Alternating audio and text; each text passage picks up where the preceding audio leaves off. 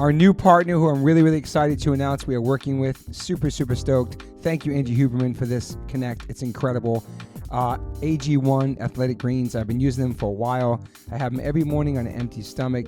Basically take 1 scoop and you put it into a cup or glass or mug of 8 ounces of cold water. And this is all your greens for the day. You're absorbing 75 high-quality vitamins, minerals, whole food source superfoods, probiotics, and adaptogens. Every day I take this. It's so good for my digestion, my energy. It's simple, it's easy. I don't like taking a lot of vitamins, so this has been really, really helpful for me. I've had a lot of stomach issues my whole life, and ever since I've been gluten-free and taking the AG1s, it's really helped me in my stomach in the mornings. I love it, and I'm so psyched that they're part of the One Life, One Chance podcast. I'm sure a lot of people don't like eating greens, let alone drinking your greens, but I can tell you straight up, it's got a mild tropical taste, and the taste is actually really refreshing, and I really look forward to it each morning. Don't think it's just going to be just straight bland. It tastes really, really good, and it's good for you, so remember that. This one blend of ingredients supports your gut health, your nervous system, your immune system, your energy, recovery, focus, and aging. It's incredible, just 1 scoop, especially for musicians who are vegans or just musicians in general who want to get those daily greens. You can get the packets. It's incredible. I just gave some to my friend Derek from Sepultura. He traveled the whole entire world this summer, and he had those every single day. He said it saved him. I bring AG1s with me when I travel. It helps me stay healthy. You know the deal. If you're on tour and you are a picky eater, but you need to have your greens, sometimes catering doesn't have greens. Sometimes you miss the catering. Sometimes you miss the backstage food. Sometimes it's too late after the show to go get food that you like. So if you just have a scoop of AG1s in your hotel room before you go to bed, or you're in the hotel room at night and you're starving, you want something healthy, boom, life changer. Right now, it's time to reclaim your health and arm your immune system with some convenient daily nutrition. That's all you need, 1 scoop in a cup every day. That's it. No need for a million different pills and supplements to look out for your health. This is it. I'm super psyched. And to make it easy, Athletic Greens is going to give you a free 1-year supply of immune-supporting vitamin D and 5 free travel packs with your first purchase. All you have to do is visit drinkag1.com/OLLC. That's drinkag1.com/OLLC. Take ownership over your health and pick up the ultimate daily nutritional insurance. This is incredible. I love it. It's just basic greens. For me personally, this has changed my life tremendously. I'm not a junk food vegan. I don't eat a lot of fake meats, so I'm strictly greens. And this has been a wonderful, wonderful new addition to my life. So once again, visit drinkag1.com/OLLC. That's drinkag1.com/OLLC. Get 1 free year supply of immune-supporting vitamin D and 5 free travel packs with your first purchase. That's drinkag1.com/OLLC. Yo, Liquid Death, thank you so much for hydrating all my guests, taking care of me and my family and my friends. Love your water, love your brand, love what you stand for, love what you give back to the community. If you want to learn more about Liquid Death and how it started, listen to episode 115 with the co-founder, owner, and creator of Liquid Death, Mike Cesario. Just a punk rock skateboarding kid from Delaware with a dream.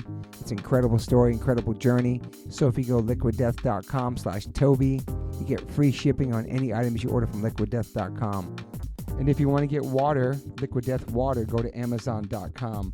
But for merchandise and other things that's not water, go to liquiddeath.com/Toby and get free shipping. Thank you so much, Liquid Death. Death to plastic, murder your thirst, stay hydrated. You know H2O saves lives. Welcome to the One Life, One Chance podcast. I'm your host, Toby Morse. I'm going to stop saying that because once you hear my voice, you know it's me anyway, but that's just part of my intro. My brother, Chappelle Lacey, on the right of me. What's up? Thank you for being here, brother. Thanks for always having me. The guy who tried quit podcasting several months ago, and I just dragged him back in. So Yeah, it drags me back. People are excited when they hear you on here, though. They are. That's nice. Yeah. You got nice fans. Thank you, man. Yeah. You don't have nice fans? No, I'm just saying you got nice fans. Oh, yeah, thank you, man. And then we have my man, Stanley Sievers here. That last name's interesting. What is that from? What's your deal? You know, I thought that it was, for a long time, I thought I was Polish. Because Okay. like when I lived in New York, like old guys would just walk up to me and be like, "Are you Polish?" Like old Polish guys. Uh-huh.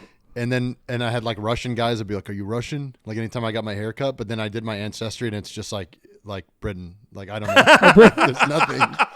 I think it's just because I'm bald. Like Oh, got it. they And the see mustache, too, though. Yeah, they're like, "You're Polish for sure." Like Maybe the mustache makes You know what you it look is? older. I would say this with the Polish. And no one get offended. You better be careful what you say. A lot of right. Polish people listen to this podcast. Because I think there's something. I think it's the nose.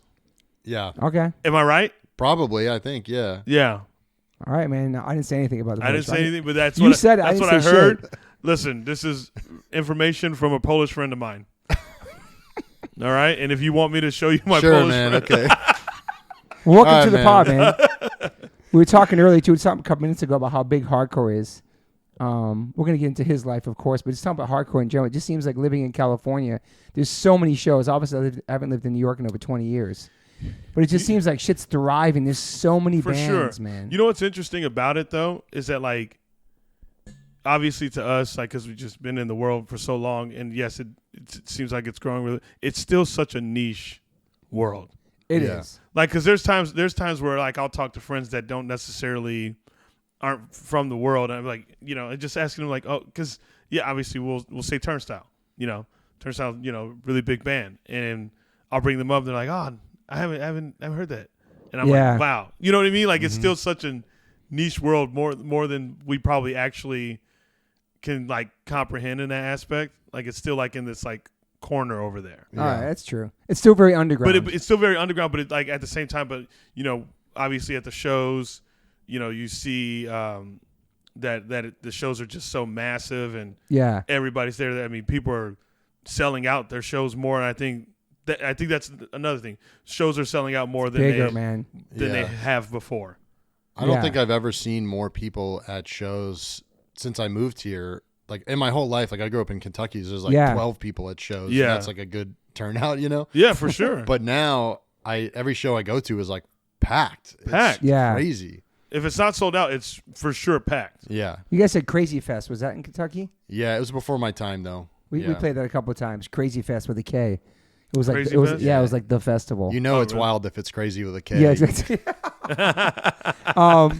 Well, people know you from the internet and all your videos, amazing videos, so much cool shit.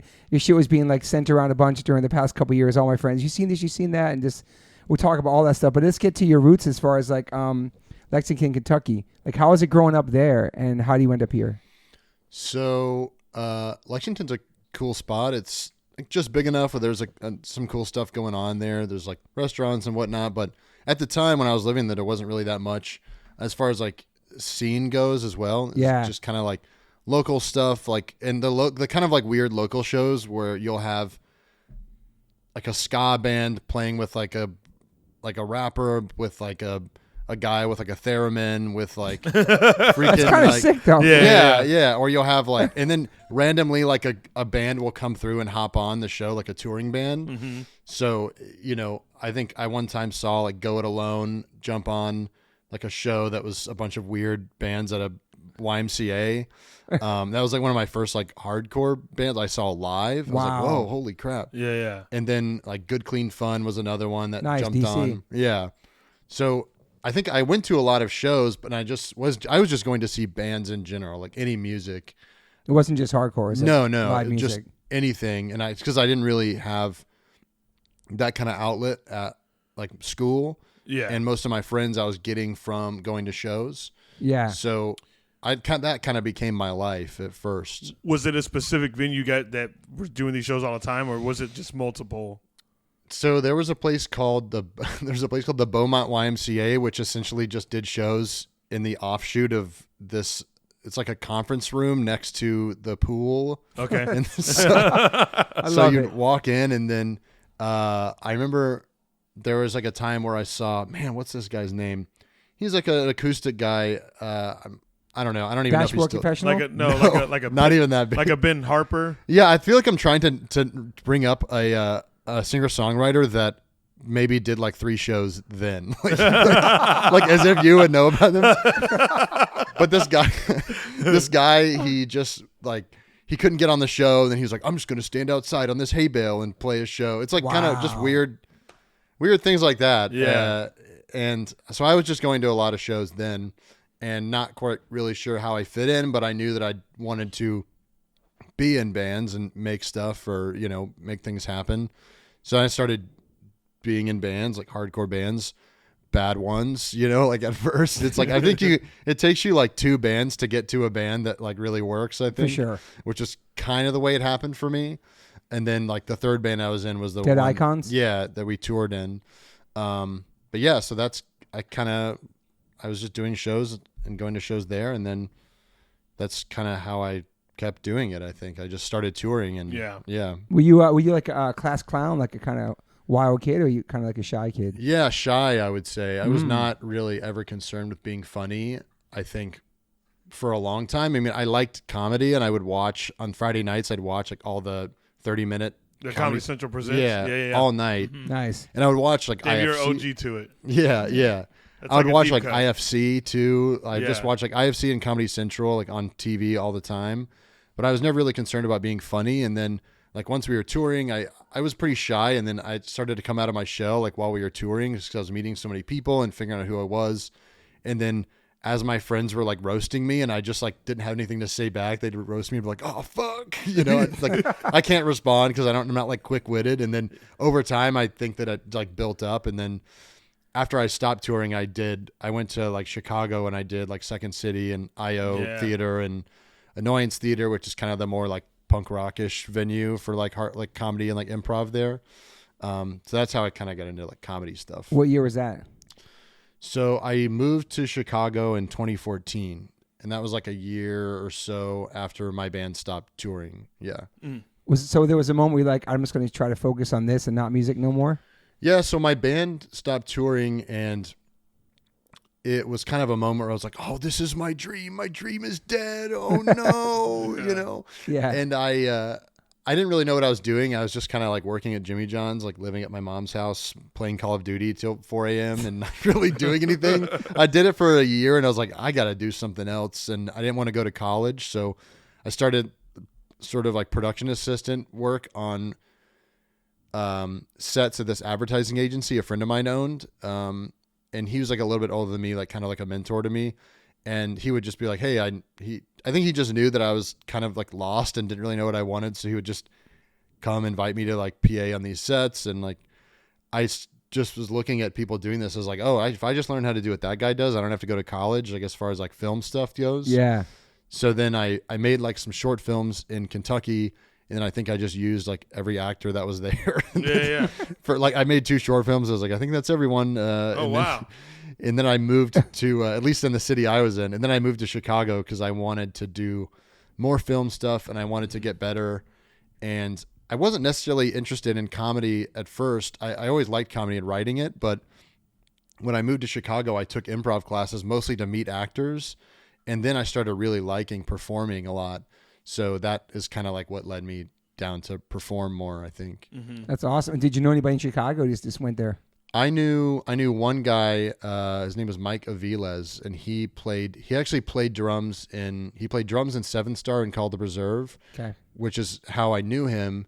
And he had also, so I was in Call the Preserve for this band on Face Down for like a year because he left that band to go to Chicago to do Second City. And I was like, please, going to like comedy school? This is stupid. What's comedy school? And then I was in the band, and then they stopped doing shit. And I was like, wow, I might go to comedy school. Like I found myself doing the same shit, So I knew him. And then I knew another guy who I'd worked with a few times who had shot some stuff in Kentucky. So I knew like 2 people, really. Yeah. Not that many, but. What is comedy school like? It's Second City. It's just like, improv classes. Like, there's not really school for stand-up. There's people that'll try to teach like stand-up classes, but I mean, with stand-up, because I mean, no matter what you're taught, like you still got to get on stage. Like you can't like I was explaining to someone the other day. I was like, at least with a band, like most of the people that start the band together, they already somewhat know how to play their instruments. Yeah. So then you could start a band and you could start, writing songs. But like if you want to get good at guitar, you just sit in your room and practice guitar. Like no one's watching. But comedy, you can't necessarily practice in your room. You have to like get on some shitty bar show where people don't want to hear comedy at the moment and try to make, those people laugh. So it's that's the difference of it. But with improv, it's more, it helps with a lot of acting, So even if improv's a lot of comedic, timing and stuff like that. But even if you, like, it does help with even dramatic acting as well. Yeah. All genres of, styles of acting, improv, comedy helps with. Got you. Yeah. And so how long do you have to go to that school for to feel like you can do it and really try it? Well, I think that so they have each of them has like a year-long program. Okay. Some have longer programs. It's kind of like everything. It's also like part grift, part you learn stuff. Like Yeah. I think it's mostly just for me. It was good to meet people. I did like IO's program, which is about a year. It's like each class is like 2 months, and it's like once a week. So it's about a year, and then at the end you could do like performances, and maybe you get put on a team there or something. But I was also doing tons of like independent shows. I was doing so much improv and sketch, like writing characters and putting them up. I was doing so much, like multiple nights a week, like 4 nights a week. I was doing shows for several years. Yeah. I mean, I was there for like 4 years before I moved, and that was the whole time. Do you? I know with Groundlings. I know if you want to take classes there, you have to audition. Is that the same with Second City? No, I think they'll just pretty much let anyone give them their money. Okay, yeah. Is it the one right next to Zany's? Yeah. Yep. So I did. Exactly what you're talking I think I did one class. I did one class at Second City, but I did a bunch of shows there that happened. Yeah. We did this like improvised James Bond show, which is like that actually did really well. It's like Nice. we just like do like a James Bond movie essentially. That was good. So I did that show there for a little while, but yeah, I think that it helps if you are funny and already, to do this stuff. But I think it really just helps you understand what you think is funny and see and help you fail a lot. So I would be doing shows and like do really bad improv or like just not have fun, and then it took me a long time to figure out how to have fun.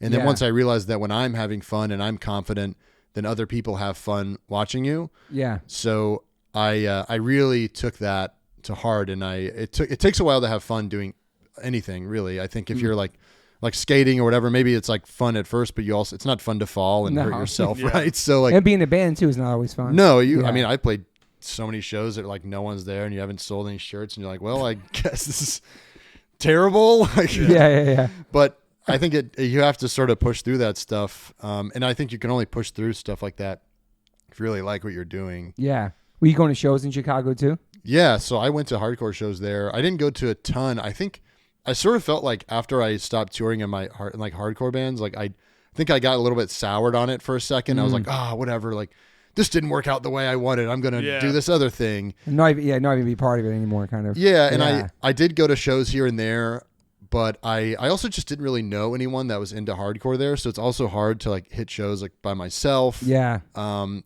my friend Mike was too, but I think we were both kind of doing our own thing in like the comedy world. And like, I remember I saw like Hatebreed's like 20th anniversaries for Satisfaction there. Nice. I saw some other shows there, but I was going to hardcore shows, but I definitely was more focused on like the comedy and filmmaking thing for a while when I was there. Yeah. And what was some of the bands you were into growing up? Like it seems like you're into more of the harder hardcore. Yeah. As dumb, I want the dumber shit, like the most like hard hitting beat down. Like I love it. Like I love Madball. I like best. Yeah, I mean the heavy shit. Yeah, I like the heavy shit, and I do like. I've been into pop punk and stuff too. Like I do like H2O. I'm not just saying that. Gotcha. Thank you. But like, let me fit this in here. Yeah. I gotta make sure I say that I like it. But yeah, I definitely like the harder shit. I think I always have. Did you go crazy at shows like moshing hard and shit? Yeah, for a long time, and then I sort of just started getting hurt. I was like, maybe I don't need to do this. There's a period where I didn't have health insurance. I was like, I think I'm kind of good. You're chill, yeah. Yeah, I think I'm chill. But yeah, I think other bands I like growing up.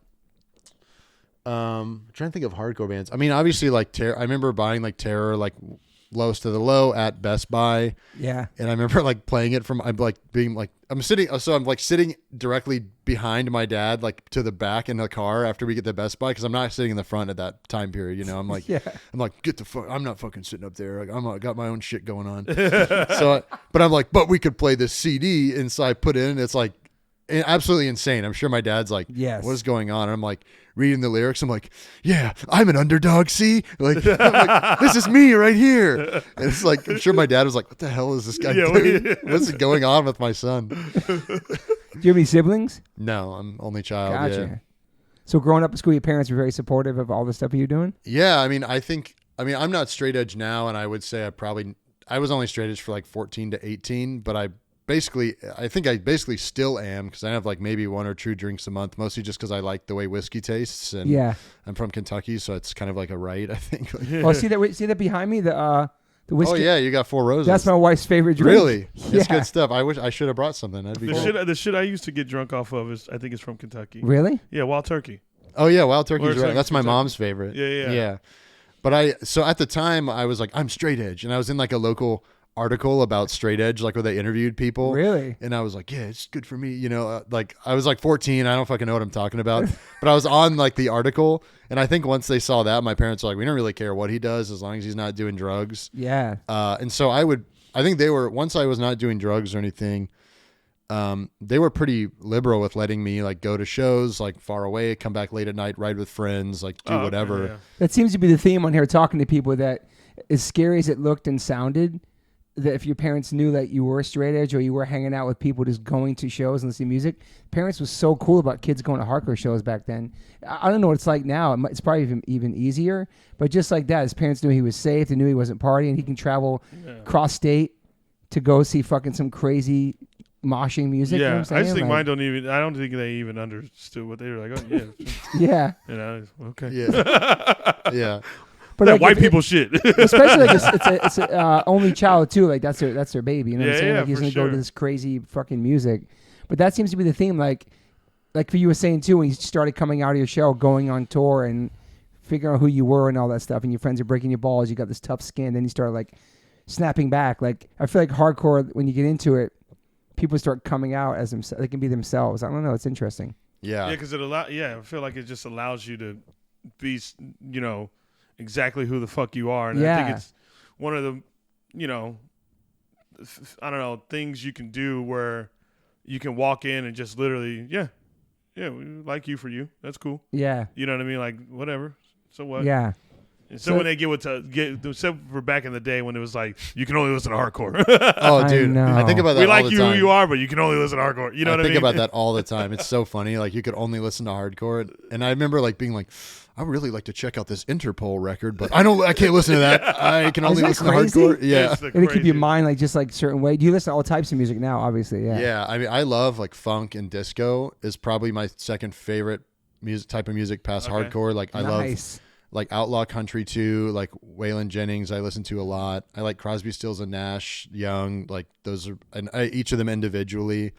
I like Creedence, Clearwater Revival. Damn, like classics. You know what's interesting? I feel like a lot of times, because Malachi from Scal, he was talked talking about how he loves outlaw country too, and I think there's this connection to it with like hardcore and punk. That shit's hard, dude. In a weird way. It's hard as hell, man. Yeah. You listen to like some Waylon Jennings songs where it's like, Are You Sure Hank Done It This Way? It's like that song is hard hitting. Like, and same with funk and stuff too. It's like, it's always on like the one, and it's like it hits you hard. Like there's some funk songs like Kool and the Gang. There's some Kool and the Gang songs that are harder than probably most hardcore bands like I've seen. And you can quote me on that. That shit. Yeah. I like. Even Johnny Cash, though. Johnny Cash's Band lyrics, dude. Johnny Cash was like so punk, dude. Mm-hmm. Everything he was singing about back then, like the way he was living his life. So you're in Chicago and you going to school and you're doing all that, and then how do you get that? New York is next. Yeah. So I met my wife. We met on Bumble, and then we had nice. Yeah. Shouts out Bumble. So we met on Bumble. Yeah. So we met on Bumble, and then on our first date, we were both kind of like. She was like, I'm trying to move, I think, to either New York or LA in a year. And I was like, yeah, me too. Like, I was also trying to move. And so we just kind of got into it. And we were like, I think we're just going to move together to New York. And so we moved to New York like a year after we had even known each other. Wow. But we both kind of like wanted to move and we wanted to do it. And I think I could have maybe done like another year or so in Chicago. But I think it was good that I left when I did, because I kind of figured out I didn't want to do any of the stuff that there is to do there for like comedy. Like as far as like improv and sketch, it's like if you don't, there's like people that perform like at Second City on their stages and stuff, but it's like I kind of realized I didn't really want to do that. And then they have like a touring company. Do the group thing. Well, it's like I didn't mind doing the group thing, but it was just like there was also like a touring company that would go around and do like Second City shows, but it's like I'd already been touring. I didn't really care about that. I'd been to like Mohican, Idaho enough, like I don't need to go back Tuesday. on a Tuesday. Like I'm good. It's not like fun. It's not like exciting and new for me anymore. Yeah. So I was like, I think I'm good. I really want to do more of like the film thing, like either writing or acting, directing stuff. So And New York's the spot for that, man. yeah. Yeah. So I had been doing a lot of that in Chicago, like writing stuff, like shooting stuff, directing things. And then we moved to New York, and What part of New York you guys moved to? we were in Brooklyn's got to be. we were in Bed-Stuy, yeah. Yes. And then I think we were near Fort Greene first. Or no, we were in Clinton Hill first, and then we moved over to Bed-Stuy near like Herbert von King Park. Do or die Bed-Stuy back in the day. It's so different now. Bedford-Stuyvesant. Yeah. Livest one. Full name Bedford-Stuyvesant. It's crazy just hearing people moving to those spots that are so different now. Like back in the day, there was some you don't go there. It's some scary shit. Yeah. Anyway, so you went there, yeah.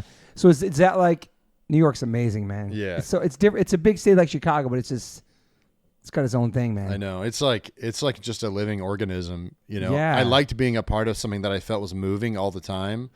I don't necessarily feel that out here, which is weird. Like, so it's weird for me. I don't like, either. Yeah. Well, because I think it's probably just because it's Tighter. a lot more spread out. People walking out around, here, everything. Whereas New York's so tight, Yeah. right? Would you say? Train, just everything. Man. Yeah.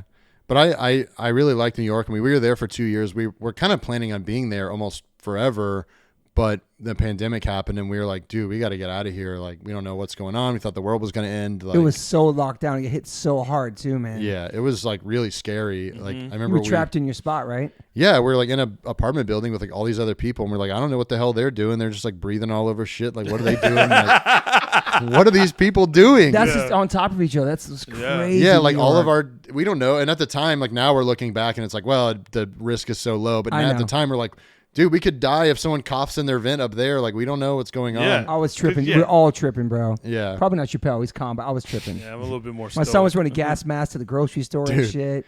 It was Yeah. bananas, bro, at that time. Yeah. I know. We were putting on like gloves to go outside, and then we come back in and forgot to take it off. We're like, oh, fuck. Like, oh.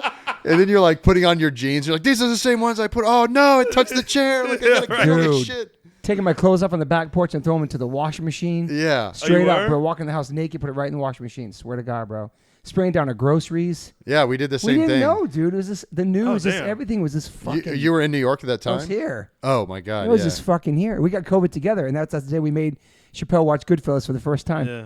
Nice. We all lay in the, Magical. we all had COVID in the living room watching Goodfellas. Yeah, as I'm coughing my fucking lungs out. So how long did you stay in New York during the pandemic? We were there for 2 years, and then we were there for maybe 6 months during the pandemic. And like my wife had lost her job, like kind of at the start of it, and I still had mine, but they were doing layoffs. And I was like, well, fuck, we got to move somewhere where like I knew like my job was pretty much like you were at the time. It was like you can just work remote like forever. And so we knew. What was your job? So I worked at a tech company called Latch. It was like a lock company, like a startup or whatever. Mm-hmm. And yeah, so I was just doing that, and then I was remote, and she lost her job, and we're like, well, shit, we can't live in New York on one person's salary. We don't know what's going to happen. So Yeah. we moved back to Richmond, Virginia, which is where my wife is from. Got you. So she's also like aware of hardcore. Like she had gone to I was some like, yeah, shows and they, stuff. they got a great scene Richmond's out got a there. great scene, dude. Yeah, dude, Yeah. it's crazy.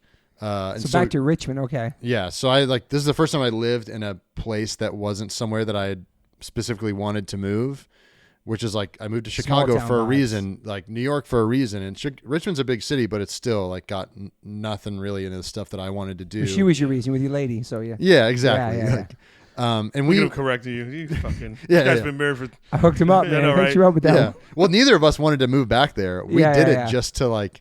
just because purely for money reasons. We couldn't afford to keep living in New York, and Was that less locked down at the time, probably, Richmond? yeah, dude, we drove. We drove from New York where there was like no one in restaurants, and as we were driving into Richmond, people were like inside eating and stuff. We were like, get the hell out of there! Like you don't know what's going on. It was like this shit is not locked down at all. Yeah. So it was totally opposite there. Damn, dude. Yeah, so that was small weird. town vibes. Yeah, very. And so we kind of, Did you like it? it was all It's a right. culture shock from Brooklyn, New York, to going to there. Yeah, I mean, I liked it. I think I did the best I could to really enjoy it. For your lady. Yeah, exactly. And she was doing the best. She was doing the best she could too. I mean, she's from there. She has like friends and stuff there. But I think both of us like, there's a reason why we moved away from where we're from. Did you move in with her parents? No, we Okay, moved okay. into like a house. Dope. And which was like great because we had a yard and stuff Bigger for our space. dogs. Yeah, but yeah, I mean, it was cool. I mean, I think we did the best we could to enjoy Yeah. it. How long were you there for? We were there for maybe 2 years, I think, almost. Because then it was like pandemic, and then it was kind of like, well, our lease, and what are we doing? It was a weird 2 years, man. Yeah. And then we were just like, all right, we got to move. I think we got married while they were there too, which is good. Oh, okay. Yeah. And what were you working? Were you working in Richmond? Yeah, I was still working at my job. Because you had the remote. That's right. Yeah. Chilling. Yeah. So then she got another remote job, and we were good there for a while. But yeah, I was just still working the same company. I'd worked for them for like 4 or 5 years up until I moved out here, and then I got laid off in like August last year with all the tech layoffs. Oh yeah. Yeah, but so you never came to Cali before or vacationed or anything? I had been here a lot from touring. Yeah. But what about your lady? She had vacationed here. She came with a friend. She did like a road trip here with a friend that went up through different cities. They went to like Palm Springs, Joshua Tree, LA, a bunch of different places. So she really liked it out here, and she always wanted to live out here. And so yeah, we were both like, well, let's go out there. I mean, a lot of my friends from Chicago live out here now, so it's kind of an easy choice, you know. I feel like a lot of people leave in New York at that time too, man. Everybody's just the city got so heard that like there was so many empty apartments. Yeah. Dude, even at like the dog park in Richmond, there'd be like people showing up and they're like, yeah, we moved here from New York. We moved here from New York. We moved here from New York. It was like, whoa, there's like 10 couples here that are from New York that just moved here in the last few months. Jersey too. I heard Jersey got crazy over there, man. Everybody's just leaving. Just everybody's going to Jersey from Manhattan or upstate New York. Oh, all those places they're really expensive now. Like everybody just left, man. Yeah. And people are still working from home still. Yeah. Yeah, there's a lot of people that it changed a lot, like why we need office buildings anymore. Yeah, once people started working remote. Like with like auditioning, because they all used to be in, like all the auditions used to be in person. Yeah. Now it's just all self-tape. Yeah. They never hasn't gone back yet. Meetings, like when I do like these general meetings with like production companies or whatever, all over Zoom. Yeah, it's crazy, weird, right? Yeah.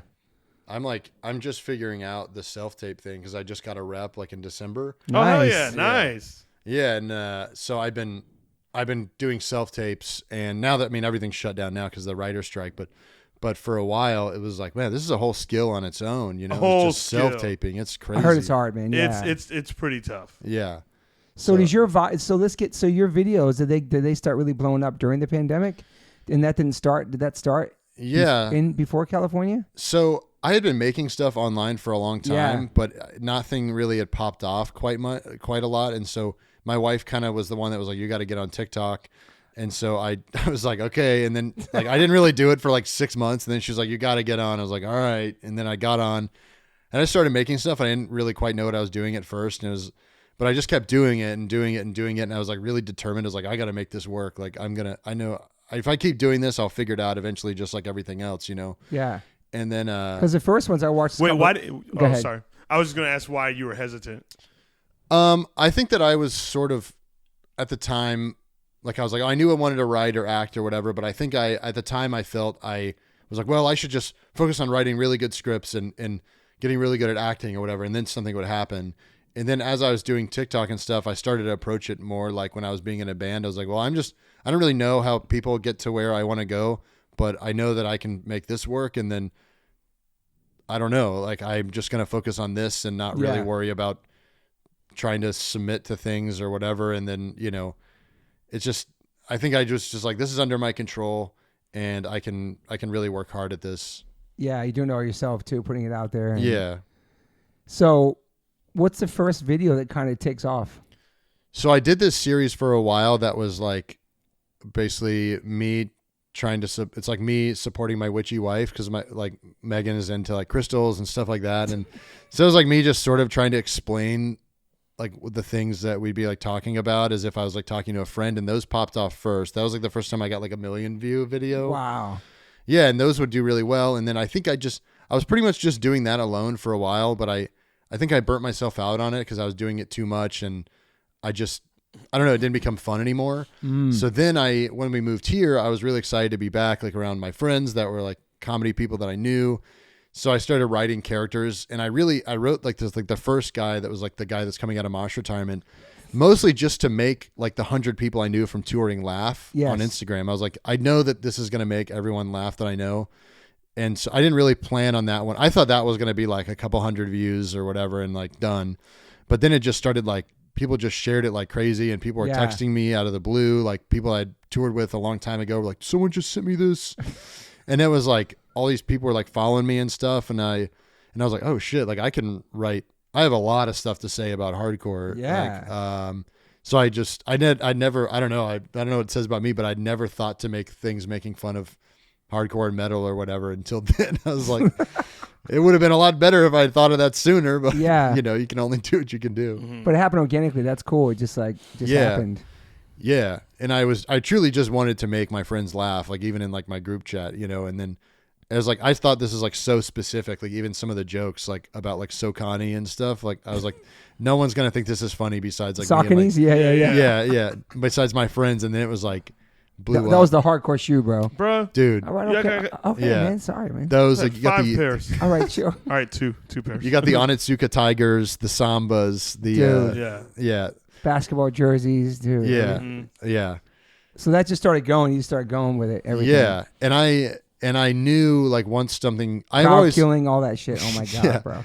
Once something started working, I was like, I'm just gonna keep like pushing it and pushing For sure. it. But I knew from the last thing I did, I was like, I can't burn myself out on it, so I gotta pace myself and do things do different things, like different kinds of characters or videos. Yeah. Because I think this is kind of what I wanted to do on social media all along, but didn't really know how to do it. More like something that's more of like a character, not just like a bit.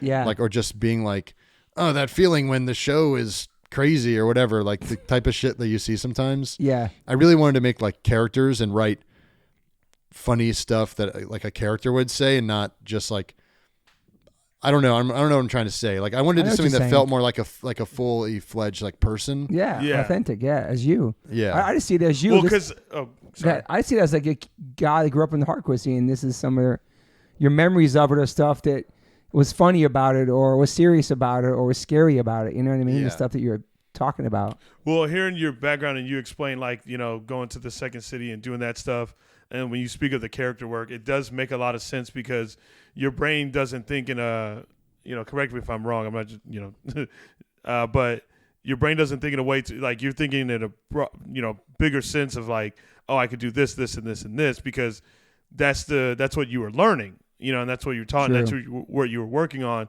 So it makes total sense that like, you don't want to just have this one thing. Like you're thinking on a different level, especially when you come from just writing sketches and you're all the different things you can do through improv. Like you said, you guys did a GoldenEye a group or whatever, so that makes total sense. And that's why like with your videos, like also the acting is very authentic. It's because I studied. Plus the hardcore. I look at this shit. Not even that, but like it's because a lot of times anybody could do it, but a lot of times a lot of shit does not hit. Mm. A lot of shit does not hit. True. But the authenticity and understanding because a lot of people want to make it crazy, but it's all logical, it's all simplistic, and it's right to the point of what the thing is. Yeah. If that, like, I know I'm not in your brain or whatever, but like that's I guess how I'm seeing it. Yeah. I look at this shit like a science project. I love studying and understanding. So like just hearing your story. In the background now where he's coming from, I didn't even know that he was doing any of that stuff, the schooling, all that stuff. But now it all makes sense. Yeah. I know you're hardcore. I think it's a hardcore kid out there just making these funny videos about actually the things that actually take place in hardcore. Do you know what I mean? Like, yeah. No, when I learned about, when I was doing improv a lot in Chicago, I learned about creating, like I learned what I really like to do is create characters like on stage. And sometimes it can be as simple as like, there's a lot of like cheats for doing improv. And one of the things I learned a lot was like, if you give yourself like a secret or a want, or like you're going into a scene with someone else, if you don't, everyone thinks it's all made up, and it is, but it's not. You can control what you come in with. So I can control, like, maybe I know that like if I'm walking in like, oh, my character just got broken up with, and maybe it never comes up, but it does influence how I say things or how I react to things or whatever. Gotcha. Okay. So If I can do it. Yeah. So a lot of the characters I do, it's not, for me, I look at it like art. It's not like, all of them have something, a reason behind what they're doing. And a lot of times I'll just say it outright. Like, or maybe I'll say like, this person, it's clear that this person's home life is like terrible, but they're overcompensating or like, whatever. So, and people do crazy things all the time. And there's always a reason for it somewhere, like maybe it's the way they grew up or their behavior. There's always something behind it. So it's just sort of taking something like that and exaggerating it and asking why. Yeah. Well, like what you've learned is like a very, very unique thing to learn. You know, like a lot of times, a lot of stand-up comedians like will hate on improv, but I loved it. You know, like I took acting and improv classes for like 3 years back home in Arizona, and I loved it. And what it did for me as a comedian and what I'm able to do on stage is giving me like another layer. Yeah. Like, you know, when you think of people that do sketches, even if you go as far as back as Eddie Murphy, you know, from when he was doing the sketches on SNL, and like you think of his stand up, obviously he was doing stand up before that, but what it did to him for like being a comedian, like he could do a whole scene on stage of like multiple characters, and it all feels like it's, you know, like you just see one dude up there, but meanwhile you feel exactly what he's saying. You know, so it's a very unique skill set. That's what I'm saying. Like, that's why I think, you know, a lot of his background is why it like really, really hits. Gotcha. You know, this guy's a professional. Yeah, but you know, I know what you're saying though, because it's like I am making videos with the benefit of having done thousands of improv scenes and learned like what works in front of an audience, and sketches, and wrote sketches and figured out what works. Because I would also do like solo characters. Like, is it like for like an SNL audition type of thing? I never did, but like I never did get to audition. I wanted to, but basically you come up with 5 minutes of characters. So, you know, each one could be like a couple minutes or 1 minute or short or whatever. Yeah. So I'd write that stuff and then go up, put it up in front of an audience, change it, tweak it or whatever. So at the same time I was making stuff like videos on the internet and realizing like, this is maybe too long, or I stuck in this part too long on the edit or whatever. So now it's like I have the benefit of knowing like what works as far as like videos go, and as far as like what works for characters and comedy, and what makes someone want to watch what a character is saying or what a person is saying. Yeah. Yeah, like, because I think it's easy to go, like, I'll see people making stuff online that are just kind of like, it's just like really surface level sort of bits and stuff, which is fine. Like, I think there's like a market for that, and like everything, it's great. Yeah, and it's great, but that's not really what I wanted to do, and not really like I want to feel like I'm telling stories. Yeah, at least even in a small way. But yeah, that's exactly what I was gonna bring up. It's like there's a strong difference, like with online content. There's a strong difference, you know, as to like some is just like very, you know, not even the best, but sometimes it'll just hit. You know what I mean? But like, you know, it's kind of, you know, a little bit more. I'm not trying to disrespect it, because I mean it is people putting themselves out there, but you know, it's just, you know, very surface as far as it goes. But when you have this background to it, there's just something that makes it just it gives it more oomph, and you're like, oh wow, now that's really good. Yeah, you know what I mean. And but besides all that, he's experienced a lot of this stuff. Yeah, and he has been in the pit. He has moshed all this other stuff. He's exactly. You know, you know what I mean? So that helps with everything. For sure. So, was there one that went really crazy viral that changed things for you, and then you felt like you had to make one just as crazy next? Or do you have any pressure about making these anymore, or because of the exposure you've gotten? I don't know that I don't think I feel pressure to make each one do better than the last. Like I know that sometimes some might do okay and some might do great, and I try and do like a one for me, one for them type of thing. So it's like for every like I'm not gonna put out a fucking mosh retirement guy every week of my life, you know, like maybe like once every couple months or something, you know. It's like I don't want it like, so it's like I'll do one of those, and then it's like I'll do another one that's like, I made a video about a guy whose personality is the movie Heat, and it's like this is like that's like something that I think is really funny. It's wow, 30,000 views, but I love it and I loved making it, and like I think it's funny. So I think that it's a unique premise. It is unique. Yeah.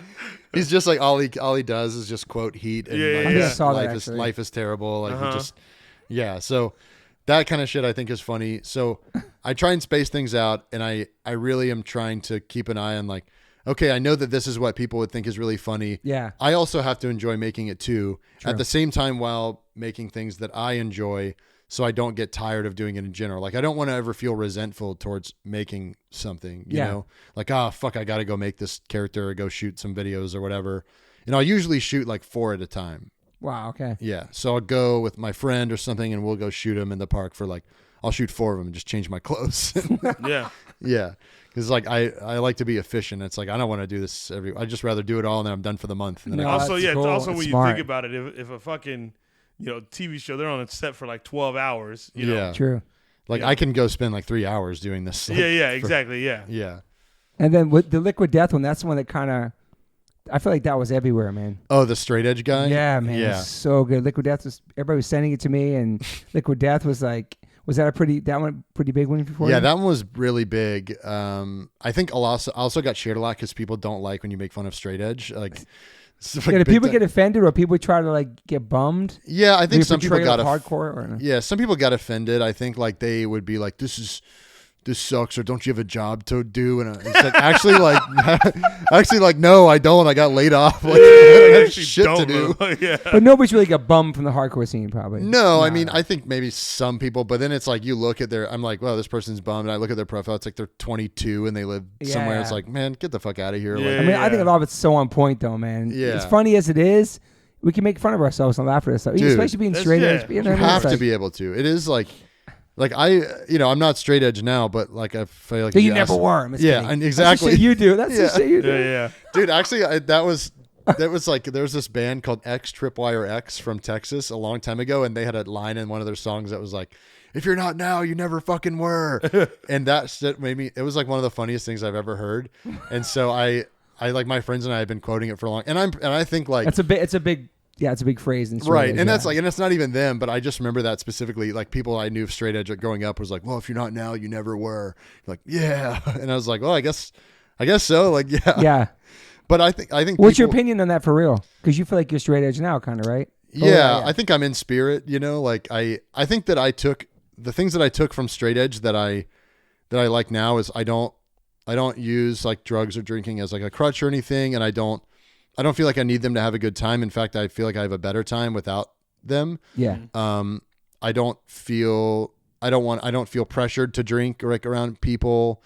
And I also don't always like giving money to because it's like, like cigarettes and alcohol are legal, but all these other drugs aren't. It's like, well, these are the ones that are most dangerous, Mm-hmm. So I don't necessarily like supporting it. But that. yeah, I mean, I took that stuff. I don't like binge drink or anything like that. I enjoy being healthy and I like being present all the time. Yeah. And I also think mental health wise, I feel better when I'm like present, as far as like anxiety and stuff goes. Do you have anxiety? Yeah. I have like, I guess you have, I don't know, everyone fucking has it, like generalized anxiety disorder or whatever. I got Your whole life you had it, or? I think that I got diagnosed probably in like 2017, but I've had it my whole life for sure. I remember like my therapist would be like, "So what would you feel like 0 to 10?" Most of the time I was like, probably like a 7. And she's like, "I don't think that's a 7 all the time." It's like, that's funny, bro. Probably 7. yeah, I'm like, that's pretty good, right? Yeah. I was like, doesn't everyone feel insane all the time? Like, yeah. and then sure. yeah, but she was, and I think I realized like, I just thought everyone felt the way I did at all times. And I didn't realize that maybe I just needed some help, Yeah. So I started going to therapy because I had a really close friend pass away. And I was just like, I don't know what's going on. I was having panic attacks all the time. So I went to therapy and I was in talk therapy like 4 or 5 years. I'm not in now because my health insurance isn't good enough for it. But what year was this you started going? 2017 through the last time I was in therapy was when I was in Virginia, because that's when I had a job. Yeah. Basically. But yeah, like I really learned. I love therapy, man. I just started too. Really? Yeah. Mm-hmm. I know if I could do it all the time, I would. Yeah. But yeah, I didn't realize that I maybe had an anxiety disorder for most of my life, and then looking back, it's affected a lot of things. But I think like as you get older, you start realizing things that when you're growing up, the way you've been, like, and then you just sort of start playing catch up the second half of your life. So you like don't want to be like a dickhead to people around you and like the people you love, and put your anxiety and like all that stuff on them. So I don't know, like therapy really helped me with that. But I guess I don't know how I got to that, but making the videos therapeutic for you. Yeah, dude, characters and stuff. I love it, and I think that it is. I think that I I also sort of sometimes have an unhealthy relationship with making things because I do it because I don't have like anything else that I use to like I think some people like smoke weed or drink to like as like an outlet. Yeah. Like making things as my outlet, and that gives me like serotonin and like makes me feel good. Yeah. So then the more stressed I am, the more projects I try and take on to like make myself feel better. But then it's like, that's not solving any problems. I'm just adding more stuff to my plate. So that's like, sometimes I take a break because I'm like, okay, I don't want to get to the point where I'm just like, I got to make this video and then this other video. And then it's like, because I feel like I'm accomplishing something, which makes me feel good in my brain. Yeah. So I have to be careful because I know that I can sort of go down that route where I'm like using that. And it's not just that, it's like writing stuff, like writing like scripts or whatever. It's like, okay, cool. I finished this. Like I feel good, you know, and then I just keep trying to finish stuff. And then it's like, I'm not really enjoying what I'm doing. I'm just like trying to finish things to feel good. Yeah. And putting it out, you know, and like being like, well, I put this out and then whatever comes from that is coming from that. And like the sooner I finish this, the sooner that thing can happen or the next thing can happen. And it's like, I have problems where I try and rush things a lot. Which is good. You want to hustle, but also sometimes it affects me in a bad way that I have to be on top of. Is it because of the videos you ended up in the Blink video? Yeah, actually directly. Like the first video, the Marsh Retirement guy, the director of the Blink video liked it. And I was like, oh, cool. Like, so I followed him because I'd actually been a fan of his for a while. Yeah. His name's Brandon Dermer. He's an amazing director, but then he followed me back and we were just kind of talking. It took us a while to meet up, but we met up for coffee and he was like, I got this thing that you might be really good for. It's like a Blink thing, but I'm not, we're not quite sure if it's going to happen or not. So we just kind of stayed in touch. And then like one week he was like, are you free on Tuesday? I was like, yeah. He's like, it's, you're going to have to sign an NDA for it. I was like, okay, cool. And then like, I already knew what it was. So, yeah. So I went and then, I filmed it like, it was like outside of Travis Barker's like, studio. Yeah, and so I walked, I didn't know where it was. So I walked studio. Dude, I walked in to use the bathroom and it was like, I was like, holy shit, there's bikes everywhere in here. All white on white, it's fire, man. Dude, and then I'm walking through, there's like all the Blink records and I was like, man, I can't walk too slow, but not too fast, So I was like walking like as medium speed as I could. Like the big rabbits in there and shit. I'm like trying to soak it all in. And I'm like, cause this is like Blink-182 is like a band I grew up listening to, Yeah. I go to the bathroom and I come out and then like Mark, Tom, and Travis are like right there, like talking to each other. And Tom's kind of like off to the side a little bit. And I'm like, all right, dude, you cannot act a fool right now. You just have to walk out of this building, cause they're like in the middle of shooting stuff and talking to, there's like 20 people in there, So I'm like walking like very slow, but not too slow. I'm just like, all right, I gotta be fully present right now and just soak this in. Like, I think I made like eye contact with Tom for a second. I was like, all right, cool. Turn my head. But it was cool, man. And yeah, that was because of that. It's awesome, man. Yeah. And I lied to Chappelle once and told him we're going to go to my friend's studio, Rich Roll. And I brought him a podcasting studio. Yeah, and I brought him to Travis's studio. Didn't tell him. I told Travis I was going to bring Chappelle because he's, meet him and stuff. And so he opened up the door and we saw the white and like he was looking at him. I was like, "Where are we?" I was like, why would anyone build this? I was like, this is too big for a podcast studio. I was like, and there was a Rolls Royce outside. Yeah, and they got all these bikes in here. You can't record with bikes in here. And then when he saw the rabbit, he was like, "Yo!" Yeah, when I saw the rabbit, that's when I was like, I saw his face change, and then I was like, "Let's go!" And I walked him the hallway, and I told Travis here, and Travis came out and saw him, and then like, but he didn't tell me later. It was so cute. He's like, "Yo, I was shaking." Like he was shaking the whole time. Like he was tripping. Yeah, I would have been too. It must be weird. Like that's something. I mean, because it made me happy. It was a cool moment. You graduated 2009. Yeah. Yeah, because it's like something. I mean, I've known about them since I was in 7th grade. Yeah. 6th or 7th grade. Yeah. It was a cool moment though. Yeah, it's got to be. I mean, I'm sure that it's got to be strange when you're in a band like that where people approach you and they're shaking a lot. Yeah, you couldn't tell he was, but yeah. Played it cool, but cool. Yeah, I was like, I would have played it cool if someone had said something to me, But I was like, I just got to get out of here, dude. I can't stay in here too long. Yeah. It's crazy. So now you have an agent.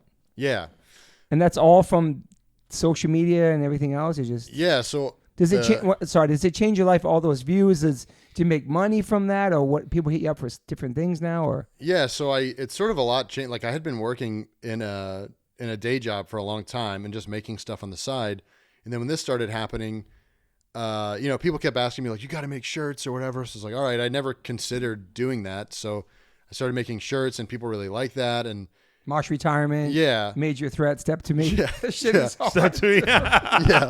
Yeah. What is the day? How do I say it right? Dash merch. Yes. What is that merch? What is that? It's just like the sound the guy makes when he's punching people in the videos. Oh my God, Dash. Yeah. By the way, Because you always do that. Yeah.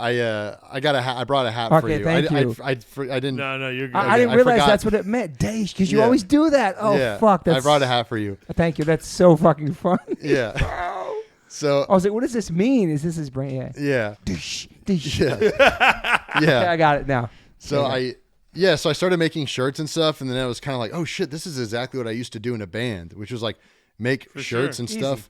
And it was like, oh, I've done this a million times. I know like how to order things that are good quality, and I already knew who I wanted to work with. Like Overcast merch was like they were my band Dead Icons was some of the first merch that they ever printed. Are they in Orange County? They're in Long Beach. Oh, I know those dudes. Yeah, they did my merch. They did my merch too. Yeah, Yeah, bunch of bands. And so I was like, man, I'm just gonna work with them because I also have friends that still work there, and I just think that a lot of times also when you see people that make stuff online, the merch they make is really bad, 100%, horrible. man. 100%. And so I always was like, I'm not gonna make anything that I wouldn't wear. Yep. That I wouldn't. Yeah. And I also want it to be a shirt that's going to last, that maybe is someone's like favorite shirt that is going to always be, because I have some shirts hanging up and then a bunch of shirts in my closet just piled. Yeah. It's like, I want this to be a shirt that's hanging up, that I know is always going to fit or whatever. Yeah. So now I just make shirts, and then I make cameos, which is crazy. Yeah, cameos are cool. Yeah. Yeah, people just want me to like roast them and wish people happy birthday and Awesome, stuff, man. which is cool. I love doing that. And then I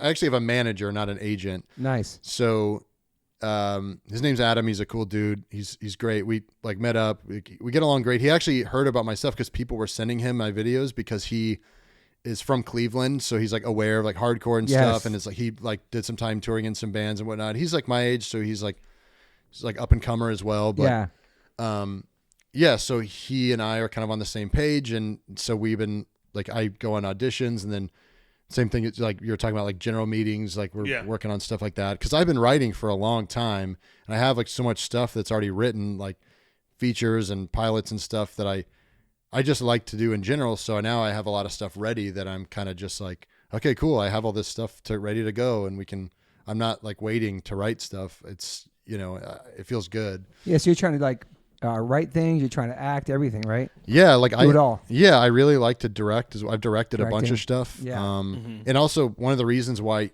I got my manager is because he was seeing my stuff on social media. Is like, this guy's really funny, and he went to my website and watched like this 20-minute short film I made. Samurai. Yeah. So he watched that and was like, oh shit, he can make something that feels Samurai like Sword. Yeah. He can make something that feels like a movie. So I should talk to this guy and see what he wants to do. But yeah, so that's kind of how that happened, and that's what we're doing now. Shout out Adam, That's awesome, big wrestling man. fan. Shouts out Adam. That's so cool how that works, just from social media. You never know who's watching. Dude, yeah, I've made friends with so many people on there, like you. I mean, I was like, oh shit, Toby followed me. I was like, I gotta tell, and I'll message anyone that I'm like, dude, I love H2O. I just messaged you. I think like I've always felt from being in bands, like everyone's just a person. Like Totally.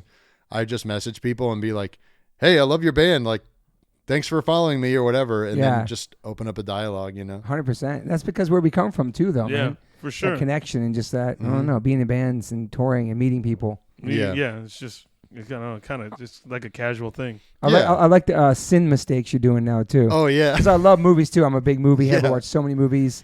I don't know if I could critique movies, but I always post about movies I love or different things I don't like about. But that's cool you're doing that. Yeah, it's kind of like it's like a sort of a cinema critique show, like for Cracked, where it's like all the critiques are like it's basically the character is this guy who hates every movie until he thinks about them at all. So he like watches them and he's like, the number one thing wrong with this is like just something like very personal about him that he just saw in the movie, It's like, Like where by the time that's this comes out, I'm actually gonna shoot some after this. But by the time this comes out, like the episodes will be out. But like one is like for Super Mario Brothers, like the new one. He's like, I saw that one. Yeah. Yeah, he's like, I don't understand. Chris Pratt is voiced. He's Star-Lord. I don't understand how he can be Mario too.